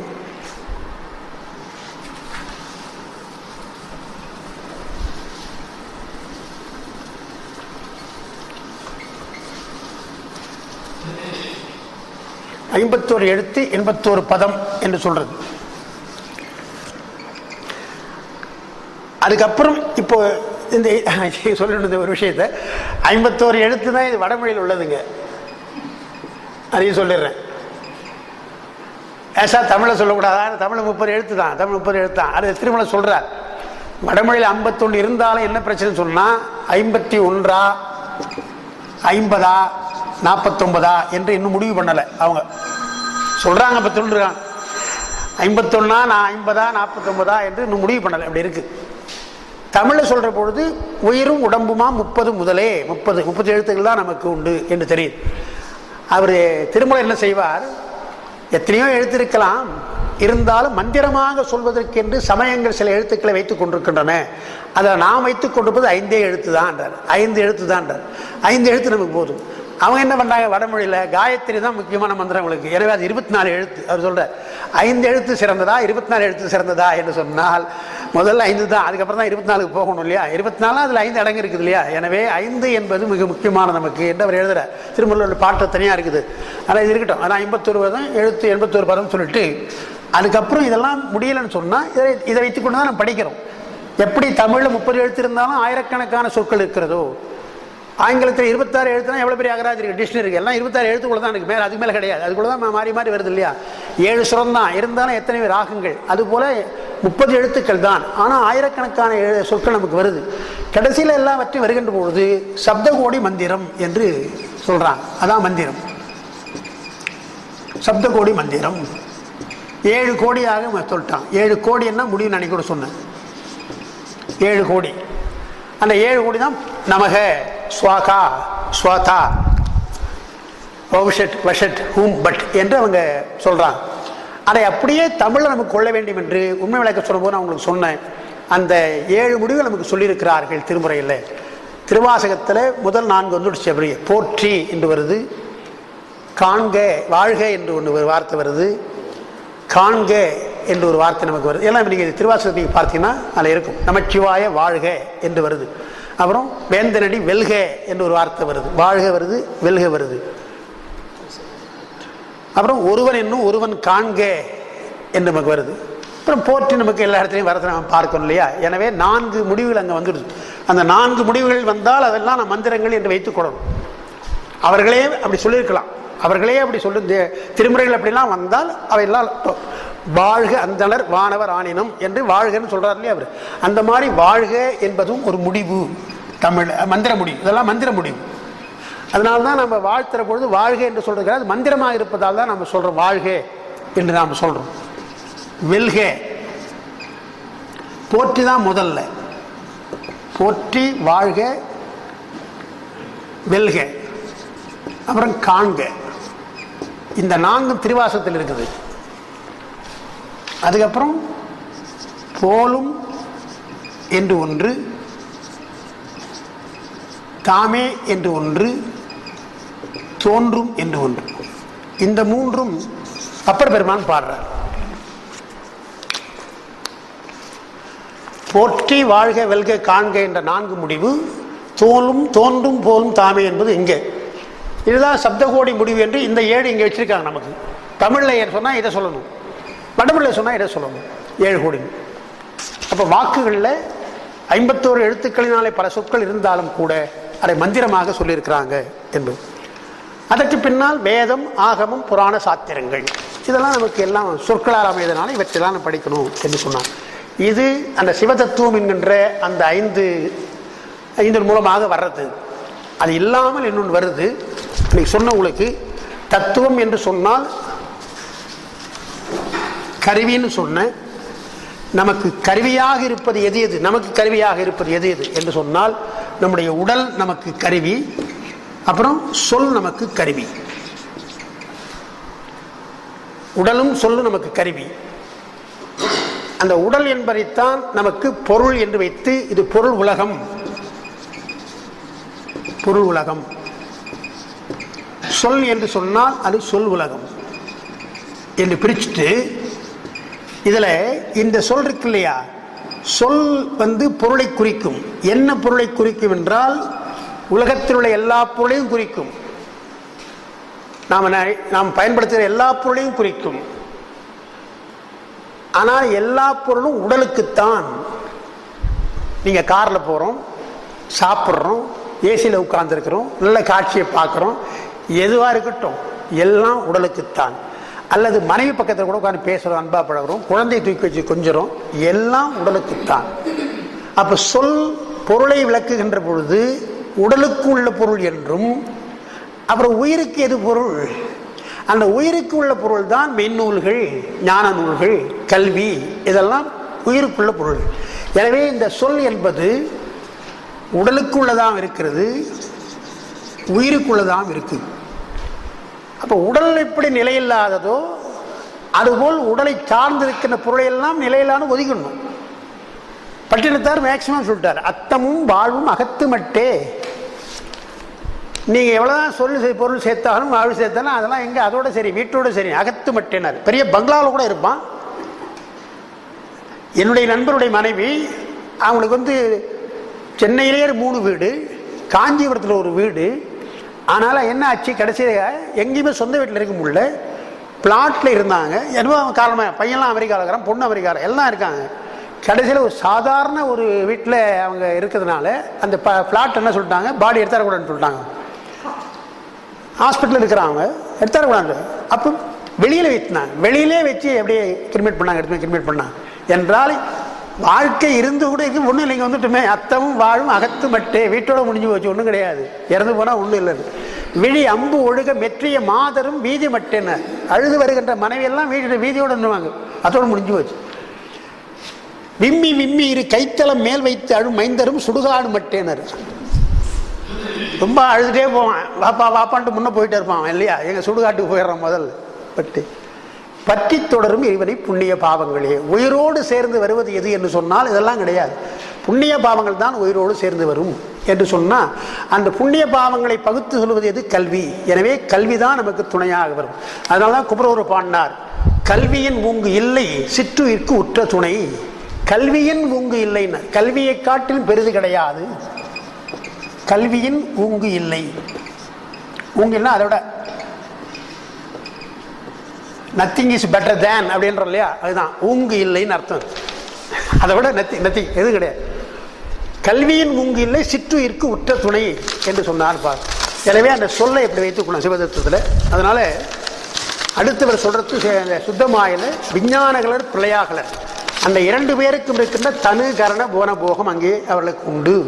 தனுகரண புவன போகம் என்றால் நமக்கு தான் உடம்புன்னு இல்லை, எல்லாருக்கும் அந்த உடம்பு இருக்குது, எல்லாருக்கும் புவனம் இருக்குது. எனவே சிவதத்துவன்றதுல அது சுத்தமாயில் இருக்கின்ற அந்த விஞ்ஞானகலை என்ற ஒருமலம் உடையவர்கள் அவருக்கு தனுகரண புவன போகம் வரும் என்று சொன்னால், சிவதத்துவத்தின் மூலமாக வருகின்ற 2 என்ன விஷயம்? ஒன்று சொல், அது நமக்கு சொல் ஒன்று. அடுத்து தனுகரண புவன போகம். அந்த உடம்பு கருவிகள் அதுக்கு அந்த உலகம் சுத்தமாயா உலகம் எல்லாம் அவங்களுக்கு தான். வாக்கு என்பது நமக்கு இருக்கு இல்லையா, அது நமக்கும் வருகிறது. சுத்தமாயில அந்த பொருள் நமக்கு வராது. விஞ்ஞானங்களுக்கு இருக்கின்ற உடம்பு நமக்கு கிடையாது, அவங்க சூக்கும் உடம்பு, அது நமக்கு நினைச்சாலும் கிடையாது. ஆனால் அந்த வாக்கு நமக்கு வருகிறது. வித்தியாசம் என்ன? அங்கே சூக்குமையா இருக்குது, நமக்கு வைகரியா இருக்கு, வெளிப்படையா வருது. அதே வாக்கு தான், அதே வாக்கு கொஞ்சம் வெளிப்பட்டு சூக்குமாக இருப்பது தூளமாக நமக்கு வருகிறது என்று சொல்றார். எனவே அது சுத்தமாயை என்று வைத்துக்கொண்டு சிவதத்துவம் அது. அதுக்கடுத்து கலையாதி தோற்றம் என்றதான் அந்த பிரளயாகலருக்கும் சகலருக்கும் உரியதுன்னு இருக்குது. அதை உங்களுக்கு விரிவாக நான் கொடுத்துருக்கிறேன். அதில் நீங்கள் சொல்ல வேண்டியது என்னன்னு சொன்னால், அனந்த தேவர் என்றும் ருத்ர தேவர் என்றும் 2 பேர். அது உங்களுக்கு படித்தா வரும். அதை கொஞ்சம் புரிஞ்சிட்டா நல்லது, யார் என்றதை புரிஞ்சிட்டா நல்லது. அது மட்டும் சொல்லலாம்னு நினைக்கிறேன்.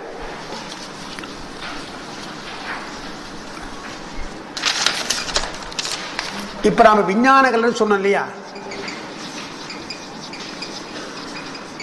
இந்த விஞ்ஞான கலர்ல பக்குவர் அபக்குவர் என்று 2 பேர் எல்லாம் சொல்லுவாங்க. எப்படி நம்ம உலகத்தில் சகலர்கள் வந்து பக்குவாதிகள் இருக்காங்க, பக்குவமில்லாக இருக்கிறாங்களோ, அதுபோல எல்லா இடத்துல இருக்கிற உயிர்கள்லாம் பக்குவ உடைய உயிர்கள் தான், அபக்குவ 2 இருக்கு. மாணிக்கவாசகர் தான் தெளிவுபடுத்துவார். தேவர்கள் எல்லாரும் நல்லவன் கிடையாதுன்னு, இன்னும் சொல்ல போனால் தேவரெல்லாம் மோசமானவன் சொல்லுவார். ஏன்னா நீங்கள் ஒரு பூஜை பண்ண ஆரம்பிச்சிங்கன்னா தேவர்கள் தடுப்பாங்க. தேவர்களுக்குள்ளே பொறாமை உண்டு, அவர்களுக்குள்ளே பொறாமை உண்டு, நமக்கு இருக்கிறது போல என்றெல்லாம் நமக்கு புராணங்கள் நமக்கு வருகின்றது. எனவே இந்த விஞ்ஞான கலர்ல பக்குவர்கள் இருக்காங்களே, இவங்களுக்கு தான் முத்தி. அபக்குவருக்கு அப்படி கிடையாது. அபக்குவருக்கு அதிகாரம் தருகிறான் பெருமான், அதிகாரம் தருகிறான். அபக்குவர் தான் விஞ்ஞானங்கள் இருக்கிற அபக்குவர்களுக்கு தான் அதிகாரம் தருகிறான். இந்த அபக்குவரை சொல்ற பொழுது 8 பேரா சொல்லுவாங்க. அஷ்ட வித்யேஸ்வரன் சொல்லுவாங்க, 8 பேர் சொல்லுவாங்க. அதில் அனந்தர் மிக முக்கியம், கடைசி ஸ்ரீகண்டர் சொல்லுவாங்க. அதில் அனந்தர் என்பவர் தான் அனந்த தேவர். அவர் பெயர் போடுறாங்க அனந்த தேவர். அவர் விஞ்ஞானகலர், அனந்த தேவர். அவர் என்ன செய்கிறார்? உங்களுக்கு இங்கே எழுதிக்கிறேன். அசுத்தமாயில் இருக்கின்ற அசுத்தமாயை மூலமாக, அசுத்தமாயை மூலமாக உயிர்களுக்கு காலம், நியதி, கலை, வித்தை, அராகம் அந்த 5ஐயும் தருகிறார். காலம், நியதி, வித்தை, அராகம் 5 தரார். அதுக்கு அடுத்தது ருத்ரதேவர். இந்த அனந்த தேவருக்கு பின்னால் ஸ்ரீகண்டர். அவர் ஸ்ரீகண்ட ருத்ரன்னு சொல்லுவாங்க, ருத்ரன் போடுங்களேன், ருத்ர தேவர்னு சொல்லுவாங்க. அவரை ஸ்ரீகண்ட தேவர்னு சொல்லலாம். இவர் என்ன பண்றார்? பிரகிருதி மாயை மூலப்பகுதி சொன்னோம் இல்லையா, இதில் 3 குணங்கள், முக்குணங்களை தோற்றுவிக்கிறார்.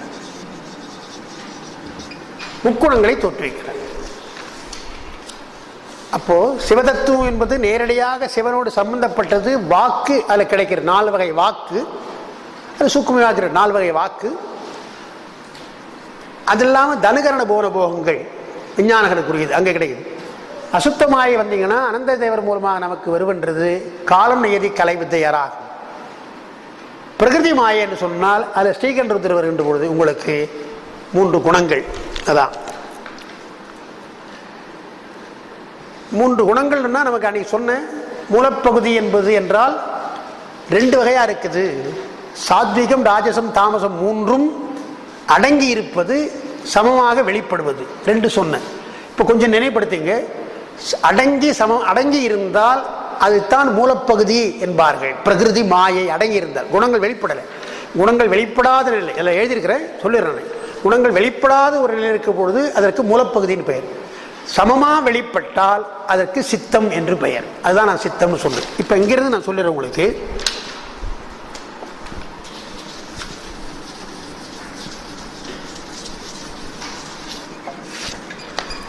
சமமாக மூலப்பகுதி நமக்கு தெரியும். இது 3 குணங்கள், முக்குணம்.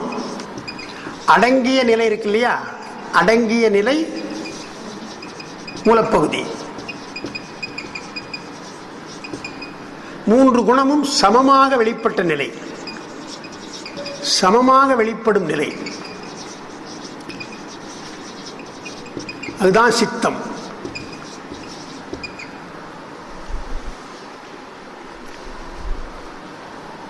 உங்களுக்கு அந்த உண்மை விளக்கு படிச்சுனா அது இருக்கணும். இந்த காலம் நியதி கலை வித்தை யாராவது கலையிலிருந்து அந்த வித்தை தோன்றும், வித்தையிலிருந்து அராகம் தோன்றும்லாம் நமக்கு வரும் இல்லையா. அதே மாதிரி கலையிலிருந்து வித்தை அராகம் தோன்றும். ஆனால் கலையிலிருந்து அப்புறம் அந்த மூலப்பகுதி என்று தோன்றும் என்று நம்ம சொல்லியிருப்பாங்க. அந்த பட்டியலை பார்த்துங்க, அதுக்குள்ளே நாம் போகலை இப்போ. அதனால் அந்த மூலப்பகுதியோட சித்தம் ஒன்று சரியா. சித்தம் என்பது சமமாக வெளிப்படும் நிலை. ஆனால் இதில் இது என்ன 3 குணம் தானே, சாத்விக ராஜச தாமசம். இந்த சாத்விக ராஜச தாமசத்தில் ஏதேனும் ஒரு குணம் மிகுந்திருந்தால் அது புத்தி, வேற ஒன்றும் இல்லை. ஒரு குணம், ஏதாவது ஒரு குணம் மிகுந்தால், அது எந்த குணம் தெரியாது, மிகுந்தால் அது புத்தி.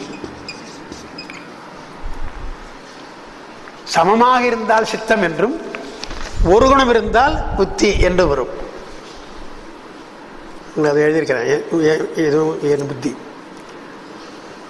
அதுக்கப்புறம் புத்தியிலிருந்து அகங்காரம் தோன்றும், சித்தம். அப்போ என்னன்னு சொல்லுவீங்க, சொல்லிடுறேன். சித்தம் புத்தின்றது என்ன சொன்னேன், மூலப்பகுதியோடு சம்பந்தப்பட்டது தான். அது மூலப்பகுதியில் சமமாக இருந்தால் அது சித்தம், ஒரு குணம் வெளிப்பட்டால் புத்தி. எனவே சித்தமும் புத்தியும் மூலப்பகுதியோட சம்பந்தம், பிரகிருதியோடு சம்பந்தப்பட்டது. இந்த புத்தியிலிருந்து வருகின்றது தான் அகங்காரம். அகங்காரம், இந்த அகங்காரம் 3 வகையா சொல்லுவாங்க. தைஜச அகங்காரம், தாமச அகங்காரம், பூதாதி அகங்காரம் என்றது 3ஆ சொல்லுவாங்க.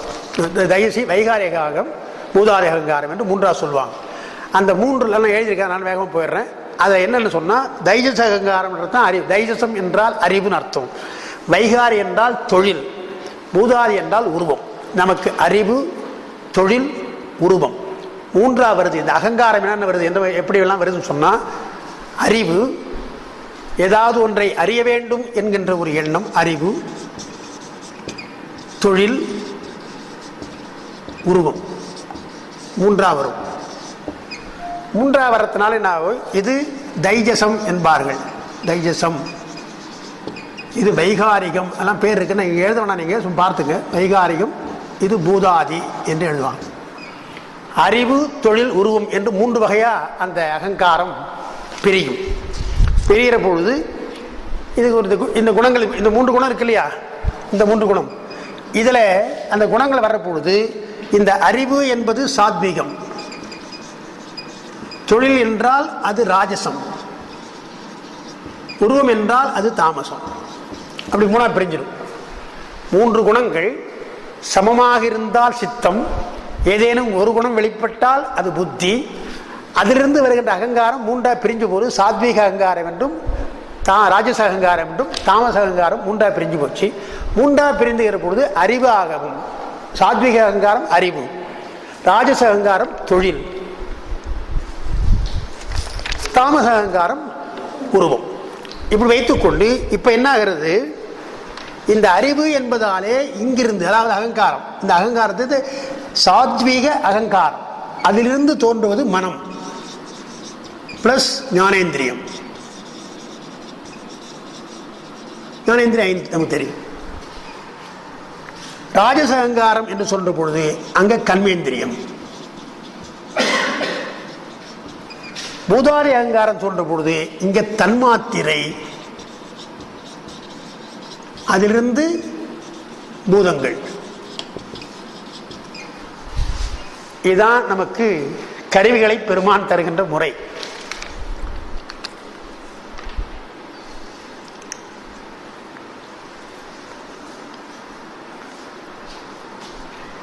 இந்த குணம் மூலப்பகுதியிலிருந்து வர்றதுனால எல்லாவற்றுக்கும் அந்த குணம் உண்டு. நீங்கள் பூதம் என்று சொன்னால் பஞ்சபூதங்களை நிலம்னா அதுக்கு ஒரு குணம் உண்டு, குணம் இல்லாததே கிடையாது. அதை ஞாபகம் வச்சுக்கணும். மூலப்பகுதி என்று சொன்னால் பொருள்கள் தோன்றுகின்ற அடிப்படையாக இருக்கின்ற அந்த மூலப்பகுதியாக இருக்கின்ற மாயைக்கு குணங்கள் இருப்பதாலே எல்லா பொருள்களுக்கும் குணம் உண்டு என்றும், அந்த பொருள்களில் குணங்கள் பொருள் வேறுபடுவது போல குணங்கள் வேறுபடலாம். அதுதான்.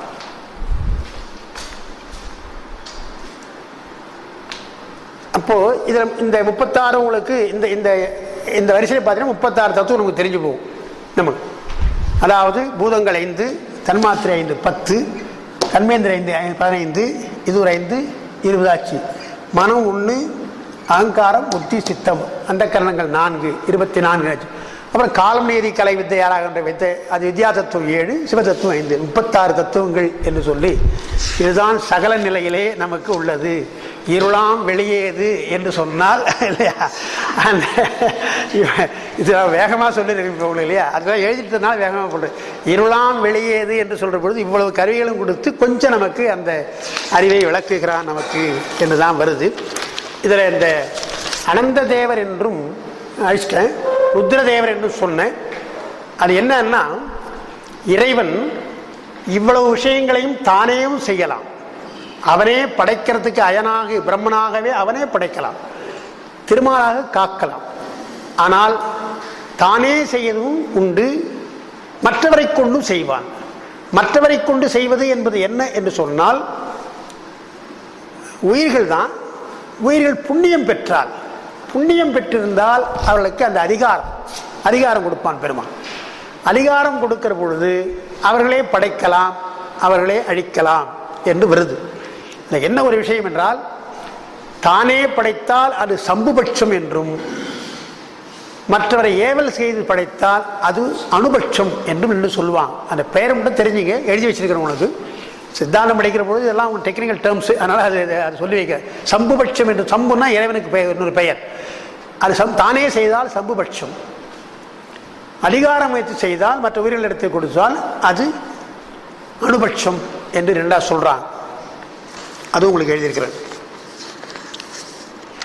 அதுக்கப்புறம் இந்த புருஷன் என்பது சொல்றேன். இப்போ இவ்வளவு பார்த்தோமே, இதுல புருஷன் எங்க தோன்றியது?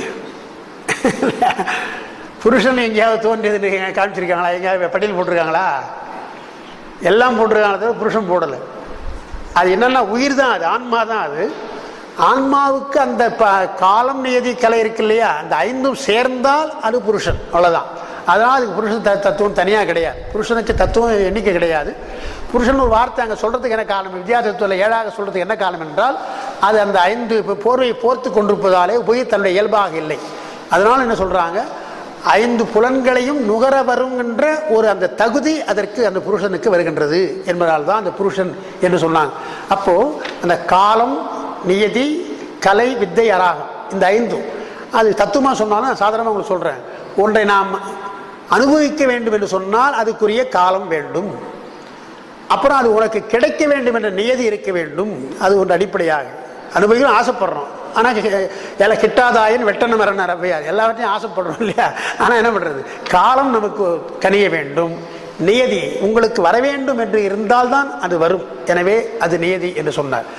அதுக்கப்புறம் கலை என்று சொன்னால் அறிவு, அதை அனுபவிக்கின்ற அறிவு உனக்கு முதல்ல வேணும் இல்லையா? ஒன்று அதுதான். நாலடியார் ஒரு பாட்டு உண்டு, நாய் பெற்ற தெங்கம்பழம்னுவாங்க. பொருள் வச்சுட்டுப்பான் சில பேர், தானும் சாப்பிட மாட்டான், மற்றவனும் கொடுக்க மாட்டான். எது போல நாய் பெற்ற தெங்கம்பழம்னா, தெங்கம்பழம்னா என்ன அர்த்தம்னா தேங்காய் உடைக்கார தேங்காய்னு அர்த்தம். உடைக்கார தேங்காய் இருக்குது, அதை நாய் உருட்டிகிட்டே இருக்குமே தவிர அதுவும் சாப்பிட போகிறது கிடையாது. கிட்ட போய் எடுக்கணும்னா ஒன்று பார்த்தா குறைக்க ஆரம்பிச்சோம் இல்லையா? குறைக்க ஆரம்பிக்கும். வைக்கப்பொருளை நாய் படுத்தா மாதிரி ஒரு பழமொழி உண்டு.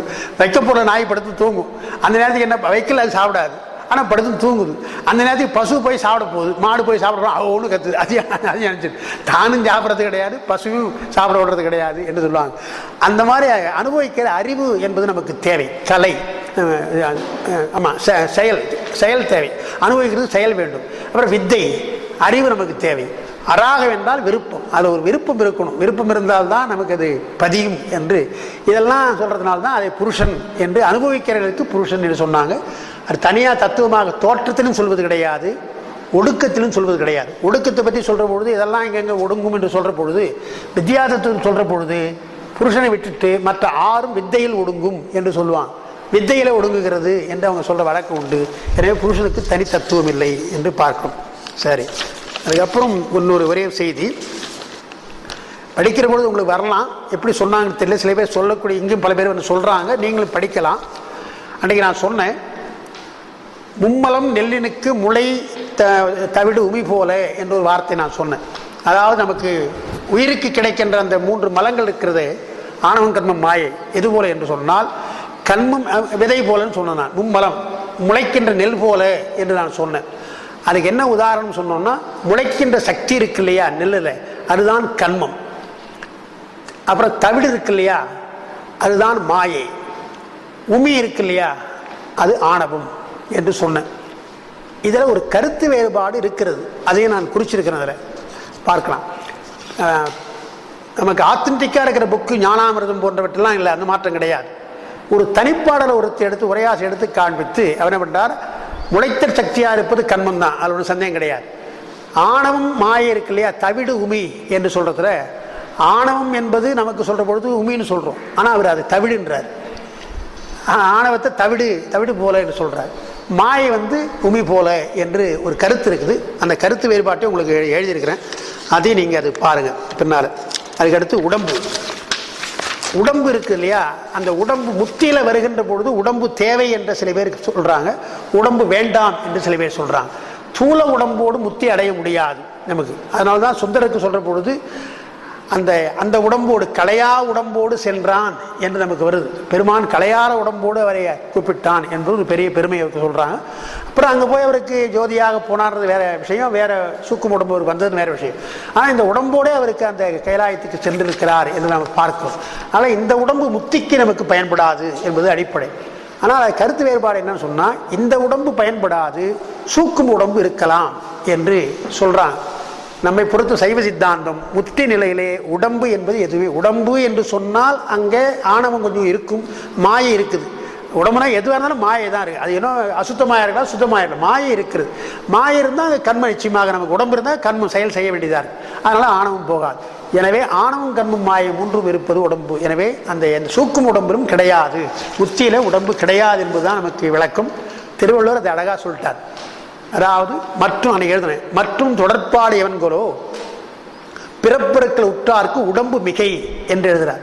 உடம்பு மிகை என்று எழுதுறதுனால பரிமேலக உரைன்னு எழுதுறார். உடம்பு என்று சொன்னால் சூக்கம் உடம்பு அடங்கும் என்று எழுதுறார். அப்போ அதுவும் கிடையாது, முத்தியில அதுவும் கிடையாது என்று அவர் சொல்றார். அதனால இதெல்லாம் அந்த சகல நிலைக்கு உள்ள விஷயங்கள். பிறப்பிறக்கள் உற்றார் மற்றும் தொடர்பாடு எவன்களோ அன்னைக்கு எழுதுனேன், மற்றும் தொடர்பாடு எவன்களோ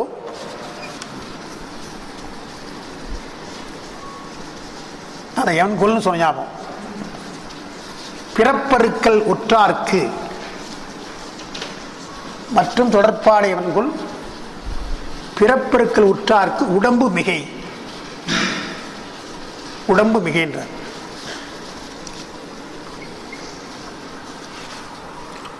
சரி, அதான். அதனால இருளான் வெளியேது இரவேது அருளாளா நீ புறவா வையமெல்லாம் நீ அறிய கட்டினேன் கோபுர வாசல் கொடி. அந்த கடைசி வரி கோபுர வாசல் கொடி என்று வருகின்றது. அன்னைக்கு கொடி தத்துவத்தை நான் சொல்லலையா, அப்படியே நம்ம ஞாபகம் வச்சுங்க. கோபுரம், வாசல், கொடி என்று மூன்றாவது சொல்கின்றார். பெருமானுடைய சன்னதிக்கு முன்னாலேன்னு அர்த்தம். பெருமானே இப்படியெல்லாம் கஷ்டப்படுகின்ற இருளாக கேவலத்தில் இருக்கிறோம், சகலத்தில் இருக்கிறோம், எல்லாம் போய் கடைசியில் எங்கே வரும், உன்னுடைய சந்நிதிக்கு வருகிறோம் என்று அந்த கோபுர வாசல் கொடி என்பது இறைவனுடைய சந்நிதியை குறிப்பது. உருவமாக சொல்றாரு. உருவமாக சொல்லி கொடி என்பது நமக்கு ஆன்மா, நம்ம அன்னைக்கு சொன்னேன். எனவே கோபுர வாசல் என்று சொல்லி இறைவனுடைய சந்நிதிக்கு முன்னாலே வருகிறோம் என்று சொன்னேன். அந்த வாசல் என்பதுதான் கோயிலுக்குள்ளே செல்வதற்குள்ள வழி. எனவே அந்த வாயில் என்பது திருவருளை குறிக்கிறது. திருவருள் மூலமாகத்தான் நாம் பெருமானை அடையப் போகிறோம். எனவே அது கோபுர வாசல் என்று சொன்னார். வாசல் என்பது வழி என்ற அர்த்தம்.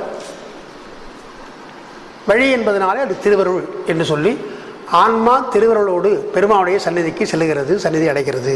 அதுதான் அது அர்த்தம். நீ புறவா வையமெல்லாம் நீ அறிய கட்டினேன் கோபுர வாசல் கொடி என்று முடிந்து, அந்த நீ புறவா வையமெல்லாம்ன்றதுக்கு என்ன அர்த்தம்னா, எல்லாவற்றையும் நீ காக்கின்றாய், ஆனால் எதிலையும் நீ இல்லை, பற்றில்லாமல் இருக்கிறாய். அதான் அதுக்கு அர்த்தம். எல்லாவற்றிலும் கலந்திருக்கிறான் பெருமான். ஆனால் எந்த விதமான துடக்கும் இல்லாமல் அவனிடத்தில், அதனால எந்த விதமான மாற்றமும் கிடையாது. நிர்விகாரியாக இருக்கிறான். சங்கற்ப மாத்திரையில் அவன் செய்கிறான். பாசங்கள் அவனை அணுகாது. இன்ப துன்பம் கிடையாது. உயிரோடு சேர்ந்திருந்தாலும் கூட அதற்கு வருகின்ற வினை கிடையாது. தனக்காக செய்வது கிடையாது, உயிர்களுக்காகத்தான் செய்கிறான். தன்னைப் போலவே உயிர்களை ஆக்க வேண்டும் என்று விரும்புகிறான். இதெல்லாம் அவனுடைய இயல்புகள். அது நீ புறவா வையம், இந்த உலகத்தை எப்படி காப்பாற்றி கொண்டிருக்கிறாய் என்று சொல்லி பக்குவிகளாக இருக்கின்றவர்களுக்கெல்லாம் நீ பெருமான், நீ அருள் புரிகின்றாய். அன்னைக்கு கூட உங்களுக்கு சொல்லியிருக்கிறேன், ஒரு வரி வருகிறது, சார்ந்தாரை காத்தல் தலைவர் கடனாம். யாரை சாருகிறார், யார் அவனை சாருகிறார்களோ அவளுக்கெல்லாம் பெருமான் அருள் புரிகிறான். அதுதான் நீ புறத்தில்னா காப்பாற்றுதுன்னு அர்த்தம். எப்படி காப்பாற்றுகிறான் என்று சொன்னால் அந்தந்த உயிர்களுக்கு அந்தந்த வினை போகும்படியாக காப்பாற்றுகிறான். மாறி செய்யறது கிடையாது. அதே போல இந்த வினை என்று சொன்னால் அனுபவிக்கணும், அனுபவித்து போனால்தான் முடியும் என்று சொல்றாங்க. அதுக்கெல்லாம் உதாரணம் எழுதுகிறார்கள். ஒரு தாய் அன்பாக வளர்க்கின்ற குழந்தைக்கு ஏதோ நோய் என்று சொன்னால் மருத்துவர் கடுமையாக அங்கே அறுவை சிகிச்சை பண்ணுறதுக்கு போகிறார். குழந்தை கத்துது, இருந்தாலும் அந்த குழந்தை அழுதாலும் கூட பேசாமல் இருக்கிறார். என்ன காரணம்னா அந்த அழுதால்தான் அந்த நோய் தீரும் குழந்தைக்கு. அதுபோல உயிர்கள் படுகின்ற துன்பத்தை பார்த்து பேசாமல் இருக்கிறானே பெருமான் என்று சொன்னால் அது என்ன அர்த்தம் என்றால், உங்கள் நோய் தீர வேண்டும், அதுதான் இருக்கிறார். சில பேருக்கு நோய் தீர வேண்டும், ஒரு மாத்திரை போட்டால் நோய் தீர்ந்து போகுது. சில பேருக்கு இன்பேஷண்ட்டாக இருக்க வேண்டியதாக இருக்குது, சில பேருக்கு ஆப்ரேஷன் பண்ண வேண்டியதாக இருக்குது. அது மாதிரி நோய் யாருக்கு, நான் அவனை போய் குறை சொல்ல முடியாது இல்லையா.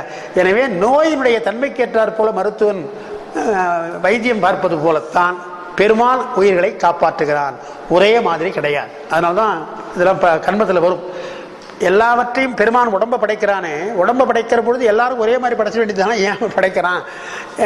நரர்களாக சில பேர் படைக்கிறான், செடியாக படைக்கிறான், கொடியாக படைக்கிறான் என்று சொன்னால் அந்தந்த உயிர்களுக்கு ஏற்ற வினைகளுக்கு ஏற்றார் போலத்தான் அதை படைக்கிறானே தவிர அவன் சொந்தமாக படைக்கிறது இல்லை.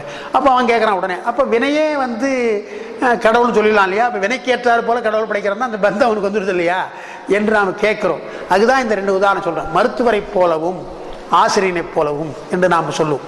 ஆசிரியன் எல்லாருக்கும் பாடம் சொல்லி கொடுத்து எல்லாரும் 100 மார்க் வாங்கணும் தான் எண்ணுகிறான். அப்படி தான் கற்றுக் கொடுக்குறான். கற்றுக் கொடுத்துட்டு என்ன பண்ணுறான், டெஸ்ட்டு வைக்கிறான். நான் சொல்கிறது இப்போ, அதாவது நீங்கள் என்னதான் இருந்தாலும் கிளாஸில் நீங்கள் எவ்வளோ பண்ணாலும் கேளுங்கன்னு சந்தேகம் சொல்லுவேன். உங்களுக்கு டெஸ்ட்டுன்னு வச்சுட்டு நான் பேப்பர் கொடுத்துருப்பாடு அங்கே போய் நீங்கள் சார் இது கொஞ்சம் சொல்லுங்கள் சார்னா நான் சொல்ல மாட்டேன். ஏன்னா நீயா உனக்கு சொல்லியாச்சு, சொல்லியாச்சு, நீயா தான் அங்கே பார்க்கணும். சொல்லி கொடுத்துன்னு சொன்னால் அடுத்தவங்க கேட்பான் உடனே, சார் அவரு கூட சொல்லி சார் எனக்கு சொல்ல மாட்டீங்களா என்று கேட்கிறான் இல்லையா. அதனால் பெருமான் எல்லாவற்றுக்கும் ஒரே மாதிரி தான் அவன் செய்கிறான். டெஸ்ட் வைக்கிறான். இப்போ டெஸ்ட் தான் வச்சுட்டு அவன் சொல்லிக் கொடுக்குற வழக்கமே கிடையாது இல்லையா. எனவே டெஸ்ட் வச்ச பின்னால அவரவருக்கு என்னென்ன வினையோ அதை கேட்டார் போல பெருமான் தருவான். என்னென்ன எழுதுனீங்களோ அதுக்கேற்ற மாதிரி மதிப்பெண் கொடுக்குறாங்க இல்லையா. அதுபோல என்று சொல்லி மருத்துவர்கள் மருந்து கொடுப்பது போலவும் ஆசிரியன் மதிப்பெண் கொடுப்பது போலவும் தான் பெருமான் அவர்களுக்கு செய்கிறான் என்று. அதுதான் நீ புறவா வையம், நீ புறக்கின்ற வையமெல்லாம் இப்படித்தானே செய்கிறாயே தவிர உனக்கு எல்லாமே கருணை தான். அறக்கருணை மரக்கருணை எல்லாமே கருணை தான் என்று நாம் சொல்கிறோம். அதான் சார்ந்தாரை காத்தல் தலைவர் கடனாம் என்று சொல்லி அதுக்கு சுலபமாக புரிய வேண்டிய ஒன்று என்னன்னு சொன்னால், அப்போ சார்ந்தவரை காக்கிறான் சாராதவரை காக்கவில்லை என்று சொன்னால் நம்ம மாதிரி தானே அவனை அப்படி ஆயிடுதில்லை. அவனுக்கு கூட விருப்பு வெறுப்பு இருக்குதா என்று கேட்டால் அது அல்ல என்று சொல்லிட்டு, சார்ந்தாரை காப்பல் என்பது என்ன அர்த்தம் என்று சொன்னால் அவர்களுக்கு அந்த இருவினை ஒப்பு என்பதை தருகிறான். எனவே ஆகான்மிய வினை கிடையாதவர்களை, சாராதவர்களுக்கு ஆகான்மிய வினை உண்டு. அதுதான் அர்த்தம். அவரவர் வினைப்படி அவர் நடக்கிறான்னா அது அங்கே அவன் சாரவில்லை, அவனை சாரவில்லை. அவனை சார்ந்தோம் சொன்னால் எதிர் வினையாக இருக்கின்ற ஆகான்மிய வினை கிடையாது என்று சொல்லி அதுதான் முதல் பாட்டில் அவர் தீட்சைன்னு சொன்னார். ஞானகுருவாக வருகின்ற பொழுது சார்ந்து விட்டால் ஞானகுருவாக அவனுக்கு தீட்சை தருகிறான் உயிர்களுக்கு. அதனால் அந்த சஞ்சித கர்மங்களை அவன் நீக்குகிறான் என்று வருது. அது பாட்டு திருவாசகத்தில் பார்த்தீங்கன்னா, கரங்குவார் உள்மையிடும் கோன் கடல்கள் வெல்க, சிறங்குவார் ஓங்கு விக்கும் சிறுவன் கடல் வெல்க. இந்த 2 வரி தான். கரங்குவார் உண்மையிடும் கோன் என்று சொன்னால் அவன் ஆகான்மை வினையை தருகிறான், மகிழ்வான். ஆனால் உனக்கு ஆகான்மையை தருவான். சிறங்குவித்தால் ஓங்குவித்தால் அங்கே ஆகான்மையும் கொடுப்பது கிடையாது என்று சொல்லி அதுதான் பொருளாக நம்ம சொல்கிறாங்க. உடம்பு இப்படி கும்பிட்டா ஒரு அர்த்தம், இப்படி ஒரு கும்பிட்டா என்ன அர்த்தம்னா எல்லாம் ஒரே மாதிரி தான் அருள் புரிகிறான். கரங்குவித்தால் உங்களுக்கு ஆகான்மிய வினை உண்டு, எதிர்வினை உண்டு. சிறங்குவித்தால் உங்களுக்கு ஆகான்மிய வினை கிடையாது. உங்களுக்கு எது விருப்பமோ அப்படி செய்யுங்க. கரங்கு வைக்க போறீங்களா சிறங்கு வைக்க போறீங்களா பார்த்துங்க என்று தான் அந்த பாட்டை அப்படி சொல்கிறாங்க. அதனால அதோட அது முடியுதுங்க. நீ புறவா வையமெல்லாம் நீ எரிய காட்டினேன். அதுக்கு அடுத்து இருப்பது 3வது பாட்டு. இருக்கு 3/4 இருக்கு இல்லையா.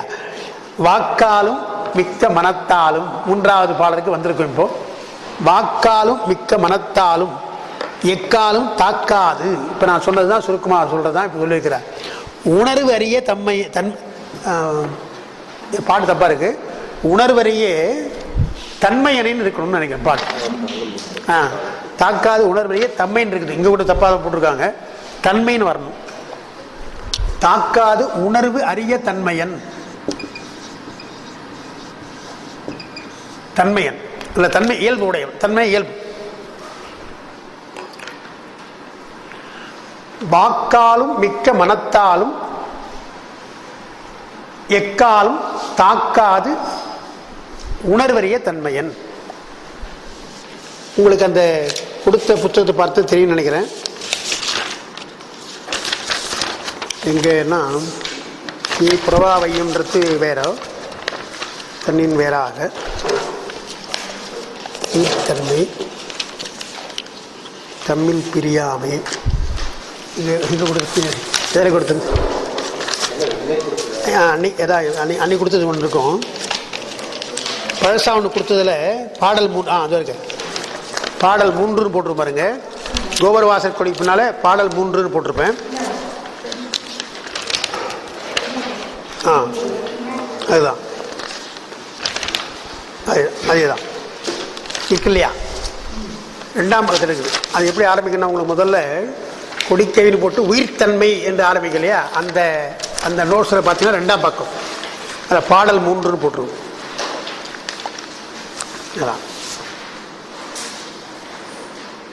வாக்கு மனத்திற்கு அப்பாற்பட்டவன், அதுதான் முதல்ல நம்ம சொல்ல வேண்டியது.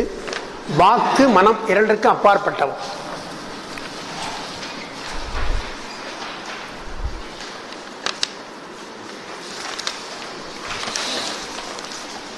அன்னைக்கு சொன்னோம் வாக்கு மனாதீதன் என்று ஒரு வார்த்தையை சொன்னோம்.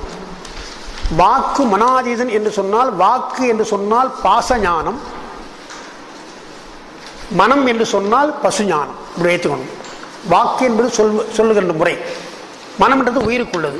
எனவே உயிர் என்பதாலே பசுஞானம், வாக்கு என்பதாலே பாசஞானம். இந்த இரண்டிற்கும் அகப்படாதவன் என்று வாக்கு மனம் இரண்டிற்கும் மிக்க மனத்தானும் அப்படின்னு.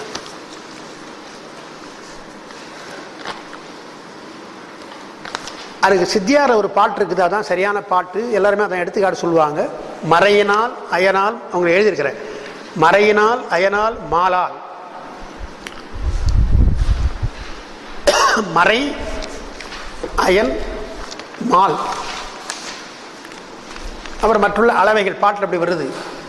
அளவைகளாலும் அறிவுண்ணாதவன் என்றெல்லாம் வரும். அந்த சுருக்கமாக நீங்கள் பார்த்தீங்கன்னா அடுத்த பகுதியில் பாருங்க. மறை அது வாக்கு, வாக்கும் சடம்தான். அது சுத்தமாக, அதுவும் சடம்தான், அறிவு பொருளுடைய சடம்தான் அது. திருவாசகத்தில் அதனால்தான் வாக்கினால் அறிய முடியாதுன்றதுக்காக தான் வேதங்கள் ஐயா என ஓங்கி ஆழ்ந்தகன்ற நுண்ணியன் என்று வேதங்கள் என்று சொன்னதுக்கு. இப்போ நாம் சொன்ன ஆன்ம வேதம் சொல்கிறோம். பொதுவாக பார்த்தீங்கன்னா வாக்கினாலே அவன் அறிய முடியாதவன் என்பதைத்தான் வேதங்கள் என்ற வார்த்தை வருகின்றது.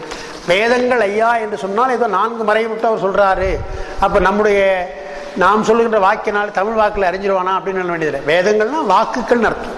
அது தமிழ் வாக்காக இருந்தாலும் சரி, எந்த வாக்காக இருந்தாலும் சரி, அதனால அறிய முடியாதவன் என்று போல சொன்னார். அதுதான் எழுதியிருக்கிறேன். பாடுவன நால்வேதம், அப்புறம் நால்வேதத்திற்கு அப்பால் நின்ற தன்மையன் என்றெல்லாம் நமக்கு திருவாசக விவகாரத்தில் வருது இல்லையா? எனவே வேதத்தால் அறியப்படாதவன் என்பதைத்தான் அடிமுடி தேடுகின்ற பொழுது அயன் தேடினான் என்று சொல்றதுக்கு அதான் காரணம். அயன் தேடுகிறான் என்று சொன்னால் பிரம்மா, அவன் வேதத்துக்கு, அவன் பேரே வேதான்னு பேர் அவனுக்கு. வேதன் என்று ஒரு சொல் உள்ளவனுக்கு. வேதங்களால் அறிய முடியாது என்பது தான் அயன் தேடியும் கூட கிடைக்க முடியாது போய்விட்டது என்று பார்க்கிறோம். அதுக்கடுத்து மால், திருமால். திருமால் என்கிற பொழுது சாதாரணமாக என்ன சொல்லுவாங்க, அடிமுடி தேடத்தில் அயன் கல்விக்கு அதிபதி, திருமால் செல்வத்துக்கு அதிபதி.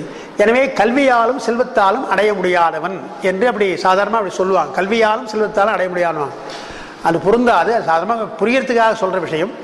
மால் என்று சொன்னால் அங்கே மயக்கம் அர்த்தம். மயக்கத்தை தருவது மாயைன்னு அர்த்தம்.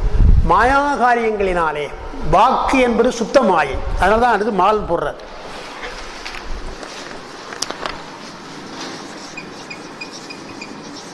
வாக்கு சுத்தமாயை,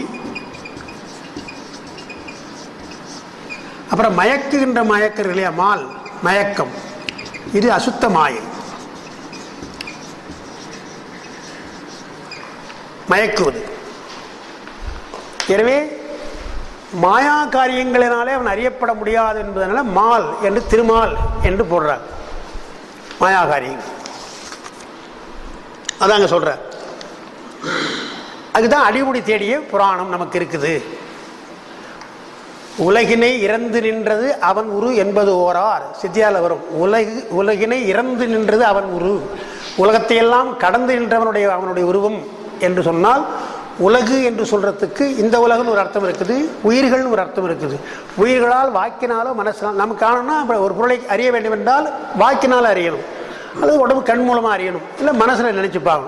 அது எதுக்கும் அகப்படாது என்பது தான் உலகினை இறந்து நின்றதுன்றது. அதுக்கு தான் இந்த அடிமுடி தேடியது என்று நம்ம வைத்திருக்கிறாங்க என்று பார்க்கணும். அதுக்கடுத்து மனம் என்று சொன்னார். மனத்தினால் அறியப்பட முடியாதவன், பாட்டில் வருது, நாங்கள் எழுதலை பாட்டை, மனத்தினால் அறிய உண்ணாதவன் என்று வருகின்றது. மனம் என்பது அந்த இடத்துல தத்துவங்கள் வைத்துக்கணும். தத்துவங்களினாலே அறியப்பட முடியாதவன், கருவிகளாலே அறியப்பட முடியாதவன்.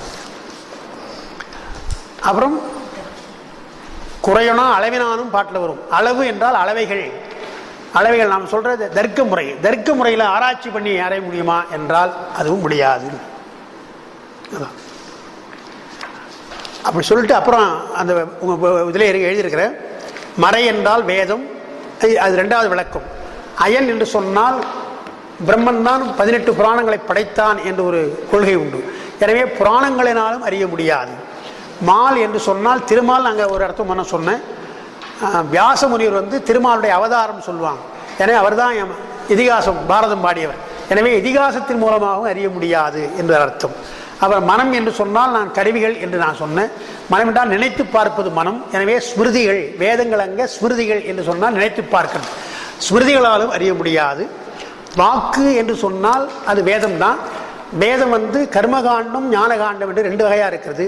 கர்மகாண்டம் என்பது பூர்வ மீமாம்சை எழுதியிருப்பேன், ஞானகாண்டம் என்பது உத்தர மீமாம்சை. அந்த 2 நாளும் என்றால் அந்த ஆராய்ச்சியினால் அறிய முடியாது என்று இதெல்லாம் சொன்னார். இதனால் முடியாது சொல்லிட்டு, பாசமா ஞானத்தாலும் படர் பசு ஞானத்தாலும் ஈசனை உணர ஒண்ணாது.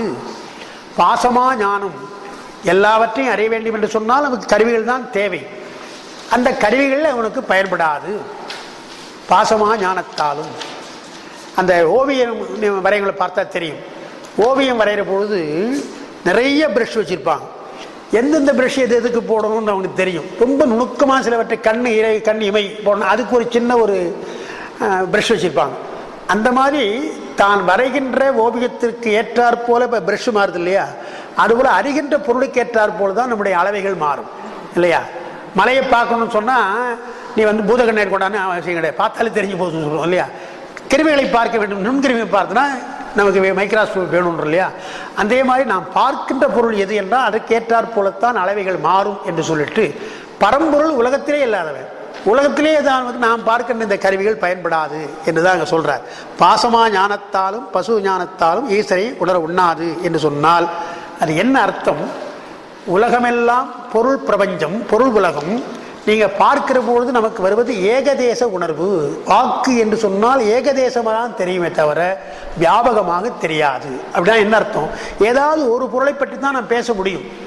அதுவே நான் நோட்ஸ் கொடுத்துட்டு எழுதி பேசினா தான் உங்களுக்கு புரியுது.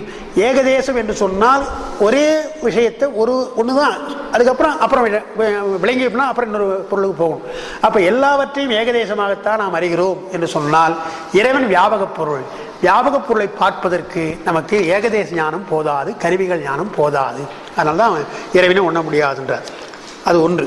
அதுக்கப்புறம் எல்லாம் தெரிந்து கொண்ட பின்னாலே சரி இதனாலே அறிய முடியாது என்று வருவது ஒரு நிலை, ஒரு பக்கம் வரும்.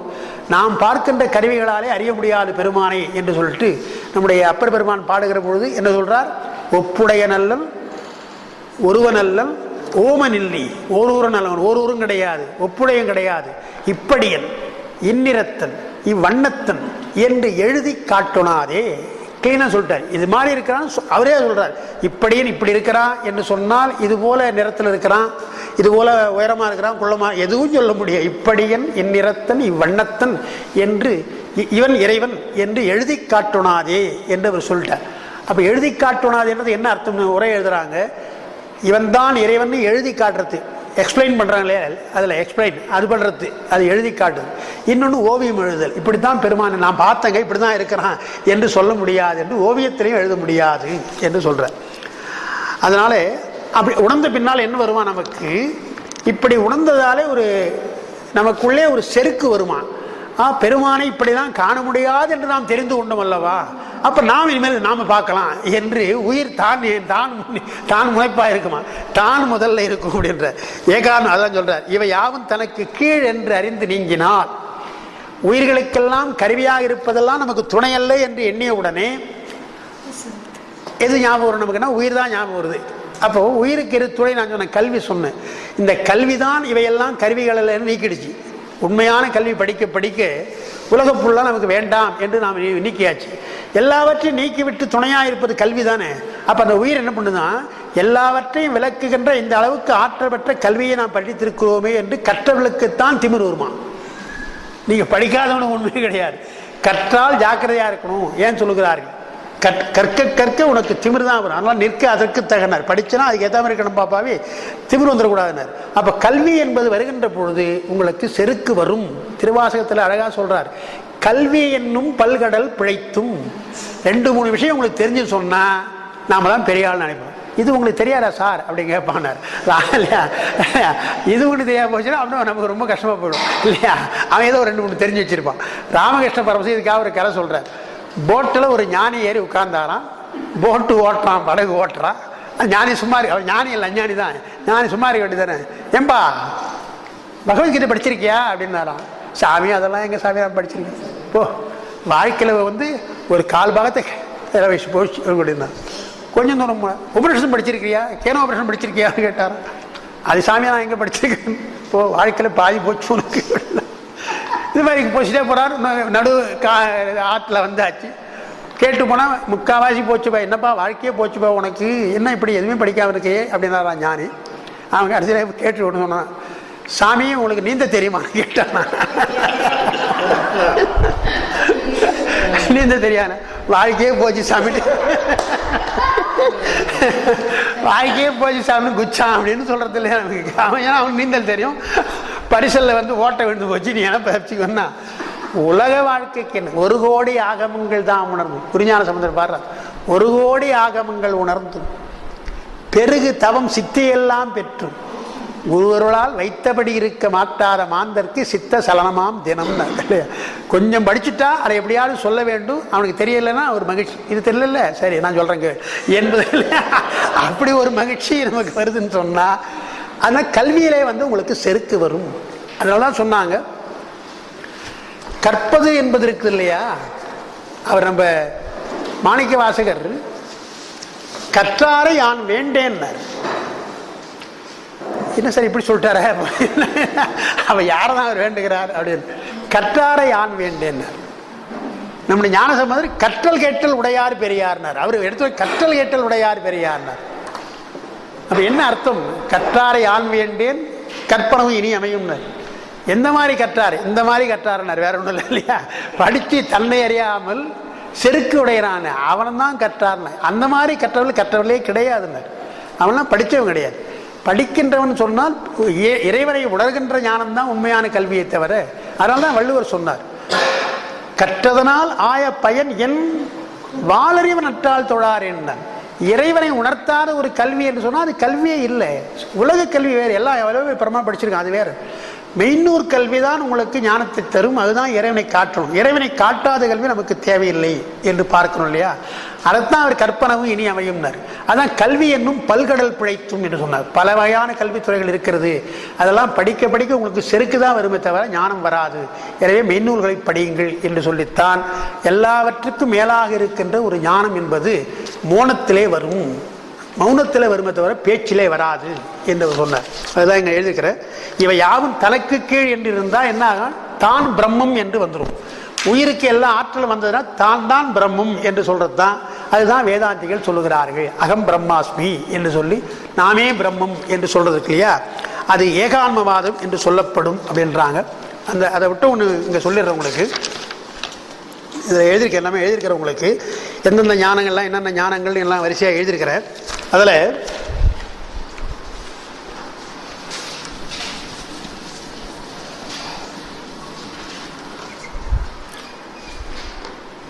அந்த பிரம்ம ஞானம் என்று இருக்கு இல்லையா, பிரம்மம் அது பிரம்ம ஞானம் தான். இந்த பிரம்ம ஞானம் என்று சொன்னால் அது வேதாந்த முறை. நாம சொல்றது சிவஞானம் சொல்லுவோம். ஞானம்லாம் ஒண்ணுதான். ஆனால் நான் பிரம்மம் என்று சொன்னால் அது பிரம்ம ஞானம். நானே பிரம்மம் என்று சொல்றது. கடவுள் இல்லை என்று சொல்லலாம், தப்பே கிடையாது. நான் கடவுள்னா அது ரொம்ப தப்பு. கடவுள் இல்லைன்னு தப்பு கிடையாது, அது அவனுக்கு அறியாம சொல்றான் பாவம். நான் தான் கடவுள்னு சொன்னா அது திமிர்ல சொல்றான்னு அர்த்தம். அதை முதல்ல நீக்கணும் இல்லையா? அதைத்தான் அகம்பாவம் என்பார்கள். ரொம்ப அகம்பாவம் முடிச்சோண்டாங்க. அகம் என்று பாவித்தல், அதான் அகம்பாவம். அகம் என்று பாவித்தல், நான் தான் என்று பாவித்தல், அது அகம்பாவம். அதனால தமிழ் என்ன பண்ணிட்டாங்க, அவன் ரொம்ப அகம்பாவம் முடிச்சவன் என்று சொன்னால் அது கூடாதுன்னு அர்த்தம். அது கூடாதுன்னு அர்த்தம். அகம் பிரம்மாஸ்மி என்று சொன்னான். ஒரு சின்ன விஷயம் சொல்லிட்டு போயிடுறேன், ஏன்னா அது விரிவாக சொல்ல வேண்டியது. என்ன பண்ணிட்டாங்க, ஏன் இதை எடுக்கிறாங்கன்னா தத்துவம் அசி என்று வருது. இதான் அந்த மகா வாக்கின்னு சொல்லுவாங்க. தத்துவம் அசி என்று. தத் என்றால் அது என்ற அர்த்தம், துவம் என்றால் நீ என்ற அர்த்தம், அசி என்றால் ஆகிறாய் என்ற அர்த்தம். நீ அது ஆகிறாய், நீ அது ஆகிறாய் என்று வருது.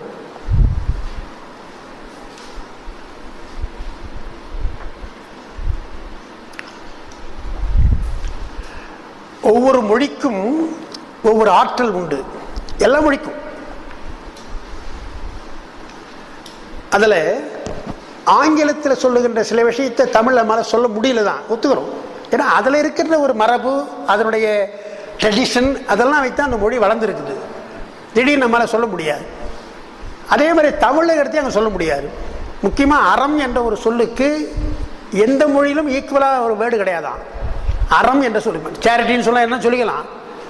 ஆனால் இந்த அர்த்தத்தை தருகின்ற அறம் என்று சொன்னால் எல்லாவற்றையும் உள்ளடக்கியது, எல்லாவற்றையும் உள்ளடக்கியது. வாழ்க்கை ஒரு அறம், வாய்மை ஒரு அறம், துறவு ஒரு அறம் என்று எல்லாவற்றுக்கும் அறம் என்ற ஒரு கான்செப்ட் வச்சிருக்கு இல்லையா. அந்த மாதிரி கான்செப்ட் எல்லாம் அடக்கி இருக்கின்ற ஒரு சொல் எந்த மொழியிலும் கிடையாது என்று சொல்றாங்க. அது ஒவ்வொரு மொழிக்கு உள்ள ஒரு இயல்பு. அதுபோல நமக்கு தமிழ் என்னன்னு சொன்னா, இதை தத் என்றால் அது, நீ ஆகிறாய். இந்த ஆகிறாய் என்று வந்தால் அது செயற்கை.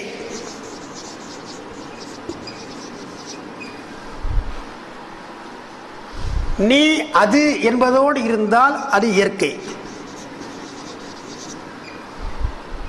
இது ஒரு முக்கியமான விஷயம். நீ அது ஆகிறாய், ஆகிறாய்னு சொல்லிட்டால் உண்மை விளக்கத்தை சொன்னவங்களுக்கு என்ன சொன்னா, அவர் நல்லவர் என்று சொல்லலாம். அவரா நல்லவர் ஆயிட்டாருங்க, நல்லவர் ஆயிட்டாருன்னா என்ன அர்த்தம்? நல்லவர் இதுவே அப்படி இல்லை, இப்போதான் நல்லவர் ஆனார்னு அர்த்தம். அவர் நல்லவர் ஆனார், இலக்கணத்தினால உண்டு. அதை கடு எண்ணெய் பூசியதால் மயிர் நல்ல ஆயின. முடிக்கு அந்த காலத்தில் ஒரு எண்ணெய் போடுவானா, அந்த எண்ணெய் போடனா கருப்பா போச்சு மயிர் என்று கருமையாயின என்றால் கருப்பால கருப்பு ஆகின்றது. ஆகின்றது என்று சொன்னால் செயற்கை. இலக்கணம் தமிழ் மொழி நம்முடைய மொழிக்கு உள்ளது.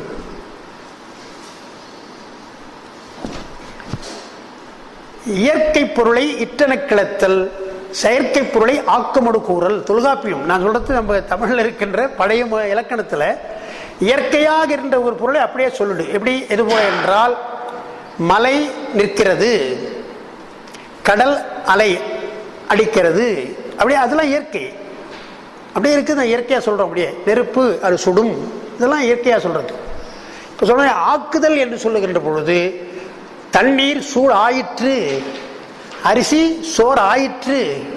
அரிசி வேறு தான், அது சோறானா அது செயற்கை, அரிசியே சோறு கிடையாது, சோறு ஆயிற்று. அப்போ ஆயிற்று என்று வருகின்ற பொழுது அது செயற்கை. அது ஏன் அப்படி சொல்றேன்னு சொன்னால், நமக்கு ஒரு பாட்டு திருவாசகத்தில் முத்தி நெறி அடியாதுல சித்தமலம் அறிவித்து சிவமாக்கி என ஆண்டன் வருது. சிவமாக்கி என ஆண்டன் சொன்னா என்ன அர்த்தம்? நான் சிவம் அல்ல, என்னை சிவம் போல ஆக்கினான், தன்னை போலவே அவன் ஆக்கினான். அப்பதான் நான் அவன் அல்ல, அதான் அர்த்தம். அப்ப சிவமாக்கி என்று சொல்ற பொழுது உயிர் சிவமாக ஆதல், சிவமாதல்.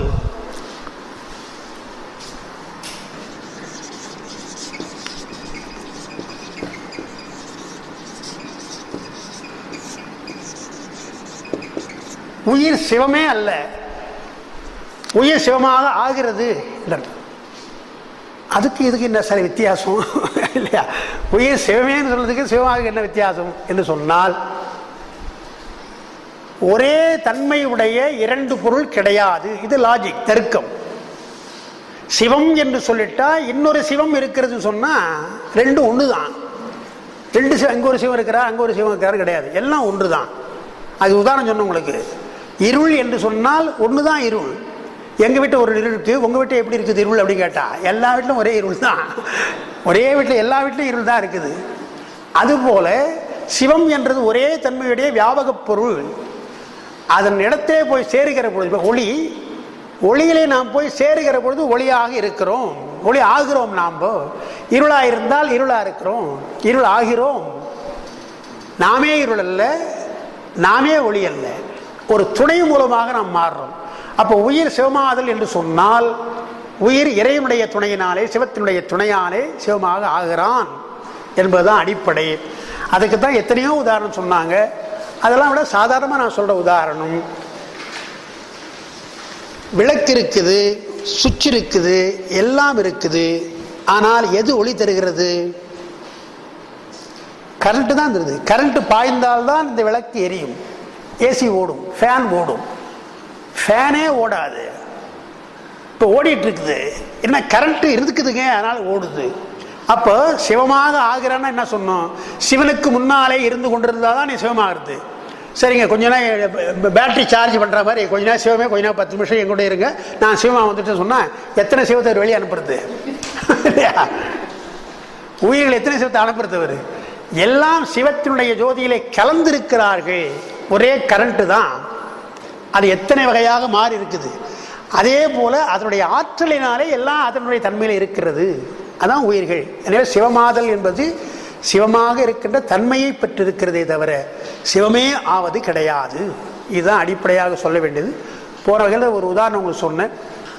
தந்தையும் மகனும் சண்டை போட்டுக்கிறான், நீ என் பிள்ளையே இல்லடான்றான். அவன் என்ன சொல்றான்? நீ எங்க அப்பனே இல்லை போடான்ட்டு போனான் சொல்லிட்டு போகிறான். சொல்றது சரி, கோபத்தில் சொல்றது சரி. அப்படியே நெடுநாள் பிரிந்திருப்பான்னு பாரதியார் பாடுற மாதிரி பிரிஞ்சு கூட இருக்கலாம்.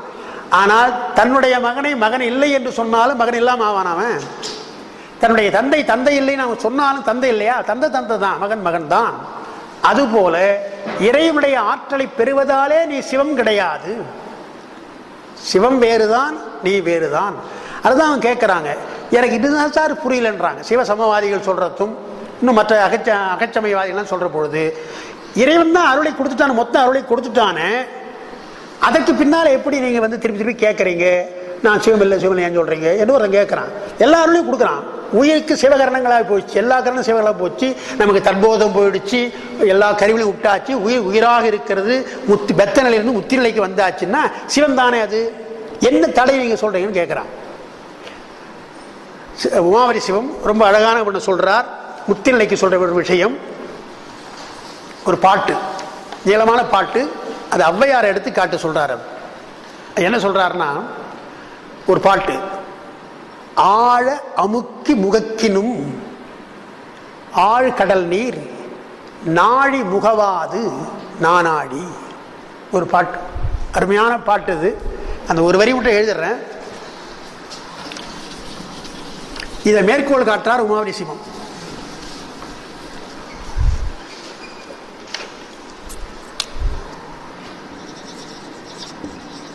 ஆழ அமுக்கி முழக்கினும்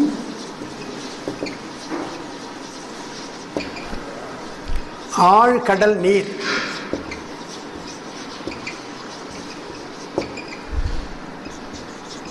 நாழி முகவாது நானாழி.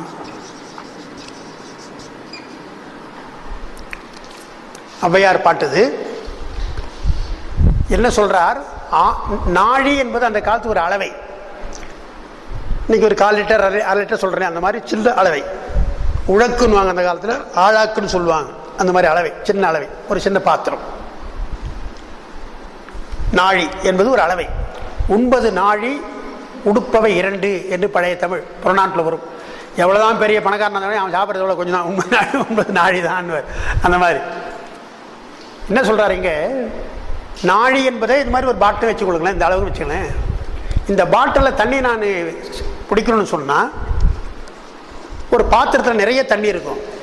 நான் நல்லா அழுத்தி அழுத்தி எவ்வளோ நாள் அழுத்தும் அவ்வளோ அழுத்தி எடுக்கிறேன். எவ்வளோ பிடிக்கும்?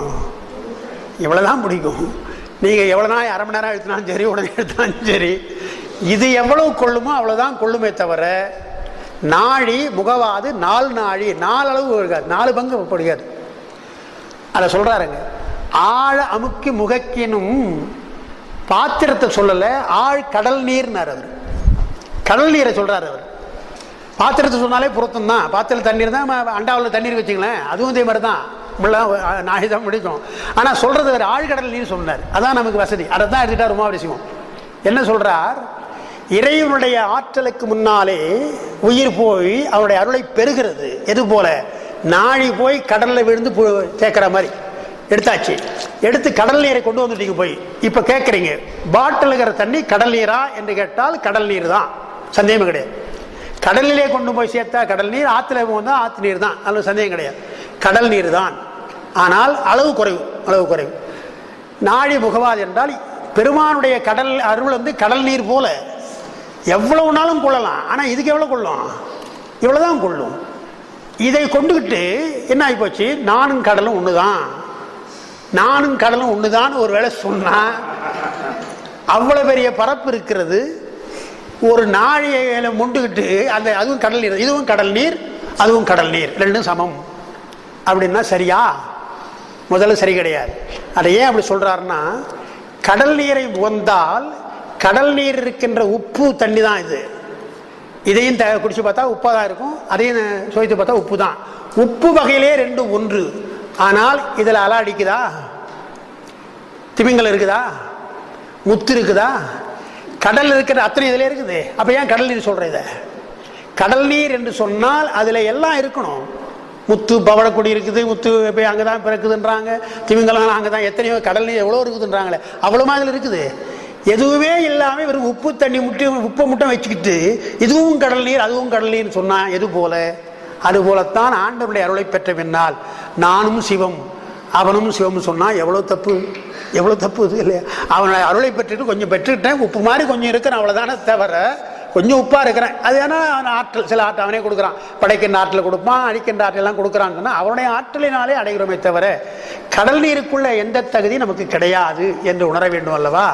அதைத்தான் அருளாளர்கள் உணர்ந்தார்கள். மற்றவங்களாம் அப்படி கிடையாது. இவங்களாம் ஞானசம்பந்தம்லாம் நீங்கள் பார்த்தீங்கன்னா எலும்பு பெண்ணாக நிற்குதுங்க. எலும்பு பெண்ணாக நிற்கிற பொழுது அவர் ஆச்சரியப்படுறார். என்ன அவர் ஞானசம்பந்தருக்கு இவர் சேர்க்கிறார் தான் அதெல்லாம் பாட முடியும். அவர் சொல்கிறார், பெருமானுடைய ஆற்றலை எல்லாம் உணர்ந்தவர் தான் ஞானசம்பந்த பெருமான், அவ்வளோ சந்தேகம் கிடையாது. பாடினால் எலும்பு பெண்ணாகும் தெரியும். ஆனால் வருகின்றார் எலும்பு பெண்ணாக நிதர்சனமாக பார்க்கிறார். நிதர்சனமாக பார்க்கிற பொழுது அவனா எண்ணில் ஆண்டு எய்தும் வேதா படைத்து அவள் எழில் மன்னம் நன்னு 4 முகத்தால் கண்டான், கண்ணுதல் கருணை வெள்ளம் 1000 முகத்தால் கண்டார்னார். புண்ணிய 16 ஆண்டு பேர் பெறும் போலிவேந்தர் கண்ணுதல் கருணை வெள்ளம் 1000 முகத்தால் பார்த்தார். என்ன அர்த்தம்னா, அவருக்கே ஆச்சரியம் தாங்கலையாம், பெருமானுடைய அருள் இப்படி இருக்குமா என்று அந்த ஆற்றலை முழுக்க முழுக்க பார்த்து 1000 முகத்தால் பார்த்தார். அவருக்கே ஆச்சரியம் வந்துருச்சுன்றாரு. அவர் தான் பாடுறாரு கடைசியில். ஆனால் அவருக்கு என்ன, பெருமானுடைய அருள் நிச்சயமா உண்டாக்கும் நினைக்கிறார். எழுந்து நேராக பார்க்கிற பொழுது ஒரு ஆச்சரியம் வருகின்றது அல்லவா என்று அவரே ஞானசம்பந்தருக்கே ஆச்சரியம் வருகிறது. அப்படிப்பட்டு தன்னுடைய பாட்டில் இப்போ அவருக்கு முன்ன காட்டிலும் அழகா வந்துட்டா, அதே 16 வயசுல வந்திருக்கிறா, அழகா வந்திருக்கிறான்னு சொன்னா இவருக்கு எவ்வளோ இருக்கணும்? ரொம்ப அழகா பார்த்தீங்களா, எப்படி எலும்பை கொடுத்தீங்க, நான் பெண்ணாகிட்ட பார்த்தீங்களா என்றெல்லாம் சொல்லணும். அதற்கு மேற்பட்டு அந்த பெண்ணை கல்யாணம் பண்ணிக்கின்றாரு சிவேச செட்டியார். கல்யாணம் பண்ணிக்கோங்க அப்படின்றார். உங்களுக்காக வைத்த பெண்ணுங்க அது, வரலாறு அவருக்கு தெரியும். உங்களுக்காக வைத்த பெண்ணது பாம்பு கடிச்சு இறஞ்சாச்சு, என்னுடைய வேண்டுகோளை ஏற்றுக்கொள்ளணும், நீங்கள் கல்யாணம் பண்ணிக்கொண்டார். அப்போ அதுதான் எழுதார். புண்ணிய 16 ஆண்டு பேர் பெறும் புகழவேந்தர்னு போட்டார். 16 ஆண்டு என்பது அன்னைக்கு கல்யாண வயசு. கல்யாண வயசுல பையன் இப்போ மெட்ராஸ்ல போயிருக்காரு, இப்போ மயிலாப்பூர் போயிருக்கிறார். மயிலாப்பூர்ல இருந்து பாடுகிறார். அழகான செட்டியார் பொண்ணு நிற்குது அங்கே. கல்யாணம் பண்ணிக்கணும்னு சொன்ன உடனே சொல்லலாம் இல்லையா, சரி இவ்வளவு தூரம் நீங்க வற்புறுத்துறீங்க, என்ன பண்றது? நான் அப்படி வரல, சாமி தான் கும்பிட வந்தேன், இருந்தாலும் பரவாயில்ல அப்படின்னு ஏதோ ஒரு வார்த்தை சொல்லலாம் இல்லையா. நீங்கள் பெற்ற குழந்தை இறந்து போச்சுங்க, அது இறந்து போச்சு. கற்றைவார் சடையார் கருணை காண்வர உற்பவித்தலால் உரை தகாதுன்னார்.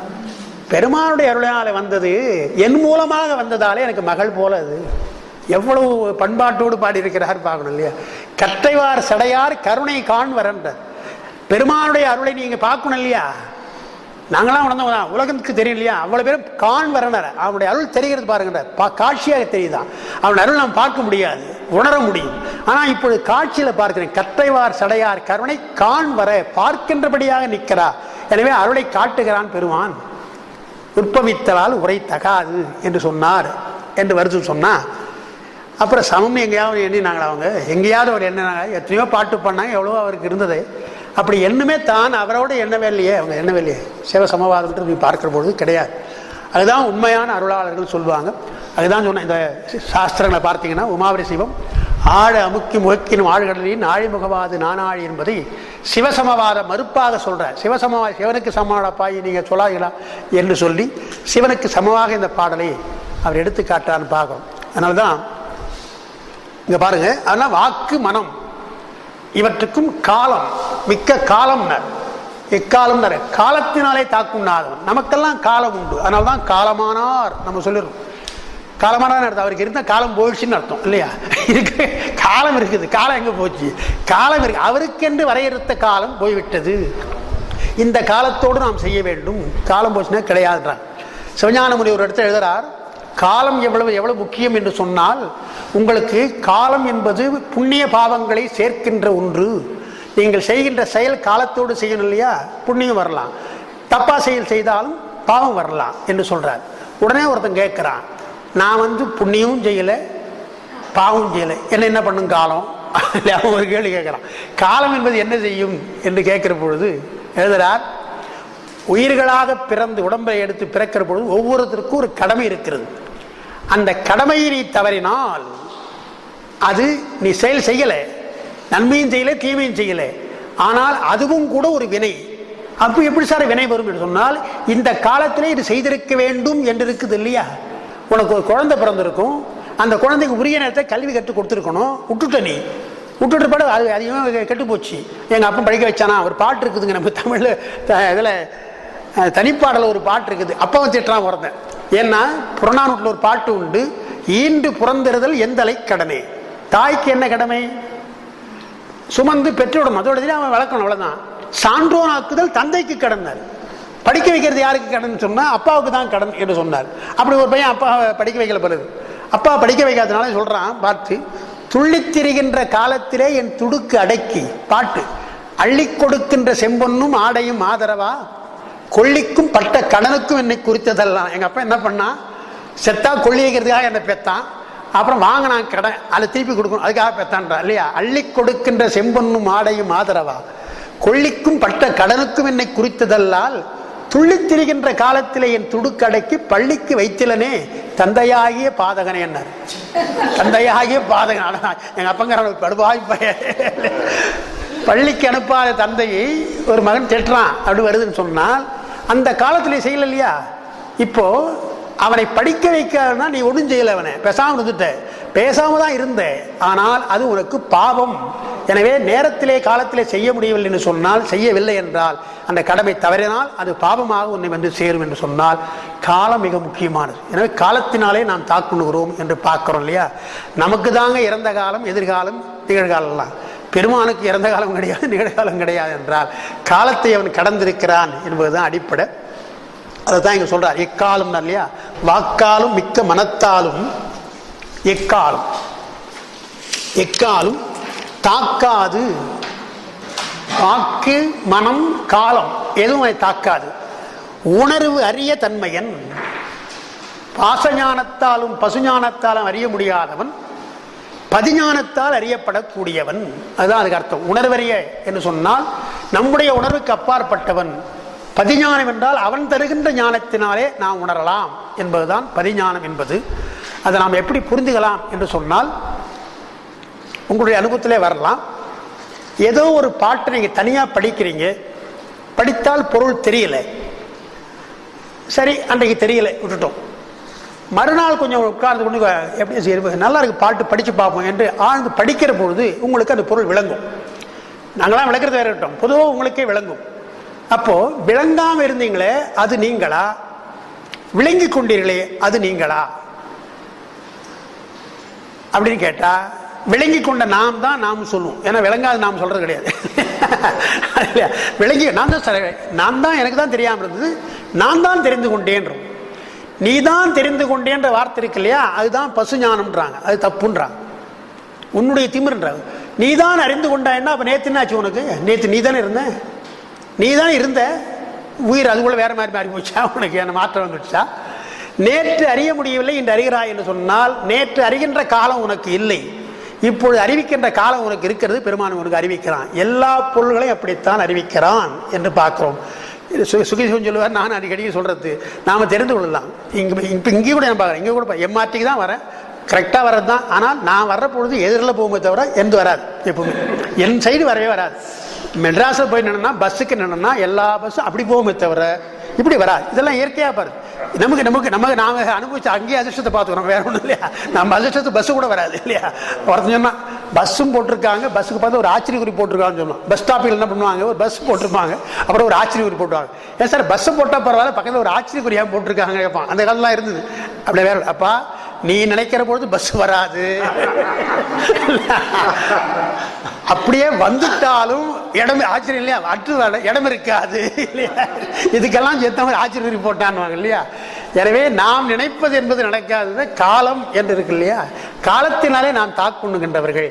ஆனால் பெருமானுக்கு அது காலம் கிடையாது. உணர்வறியவன் என்று சொன்னால் அவனை எந்த உணர்வினாலே புத்தகத்தினால அறிய முடியாது, அவனை அனுபவத்தினாலே அறிய வேண்டும். அதான் முதல்ல ஒரு சொன்னோம் இல்லையா, மனம் வாக்குலாம் சொன்ன பொழுது மனம் என்பது பதிவிப்பது, அந்த கருவிகள் இருக்கிற அதை அறிவிப்பது, மனம் பதிவிப்பது, அறிவதை அறிவது, சித்தமரை சிந்திப்பது, உயிர் அனுபவிப்பதுன்னு. உயிருக்கு அனுபவம் என்று சொன்னால் இப்படிலாம் வந்தாலும் உயிர் தான் அனுபவிக்கும். அந்த அனுபவத்தினால தான் நாம் பெருமானை உணர முடியுமே தவிர மற்றபடி அறிவித்தாலோ அல்லது நாம் மற்றவற்றோ அறிய முடியாது. தாக்காது உணர்வு அறிய தன்மையன். அதான் உங்களுக்கு அந்த புத்தகத்தில் போட்டிருப்பேன். உங்களுக்கு கொடுக்கின்ற இதில் ஏகான்மவாதம் பதிஞானத்தால் பதார்த்தம் என்று போட்டிருப்பேன். பரஞானத்தால் பரத்தை தரிசிப்பார், பரமே பார்த்திருப்பார், பதார்த்தங்கள் பாரார். இந்த பதார்த்தம் என்ற ஒரு வார்த்தை இருக்குது. 4ஆம் பக்கத்தில் நான் சொல்றேன். 4ஆம் பக்கத்தில் பதார்த்தம் என்பது பதம் பிளஸ் அர்த்தம், சொல்லால் விளங்கும் பொருள். பதார்த்தம் என்று பதம் என்றால் சொல், சொல்லால் விளங்கும் பொருள். நமக்கு ஒரு பொருள் தெரியலனா சொல்லினாலே விளக்கலாம், நேராக பார்த்து தெரிஞ்சுக்கலாம். ஆனால் பெருமானை நேராக நம்மால பார்க்க முடியாது, சொல்லாலும் புரிந்து கொள்ள முடியாது என்பதாலே அவன் உணர்வறிய தன்மையன் என்று சொல்றான். சொல்லிட்டு அதற்கு பின்னால் அவர் எழுதுறார் பாட்டில், உணர்வறிய தன்மையனை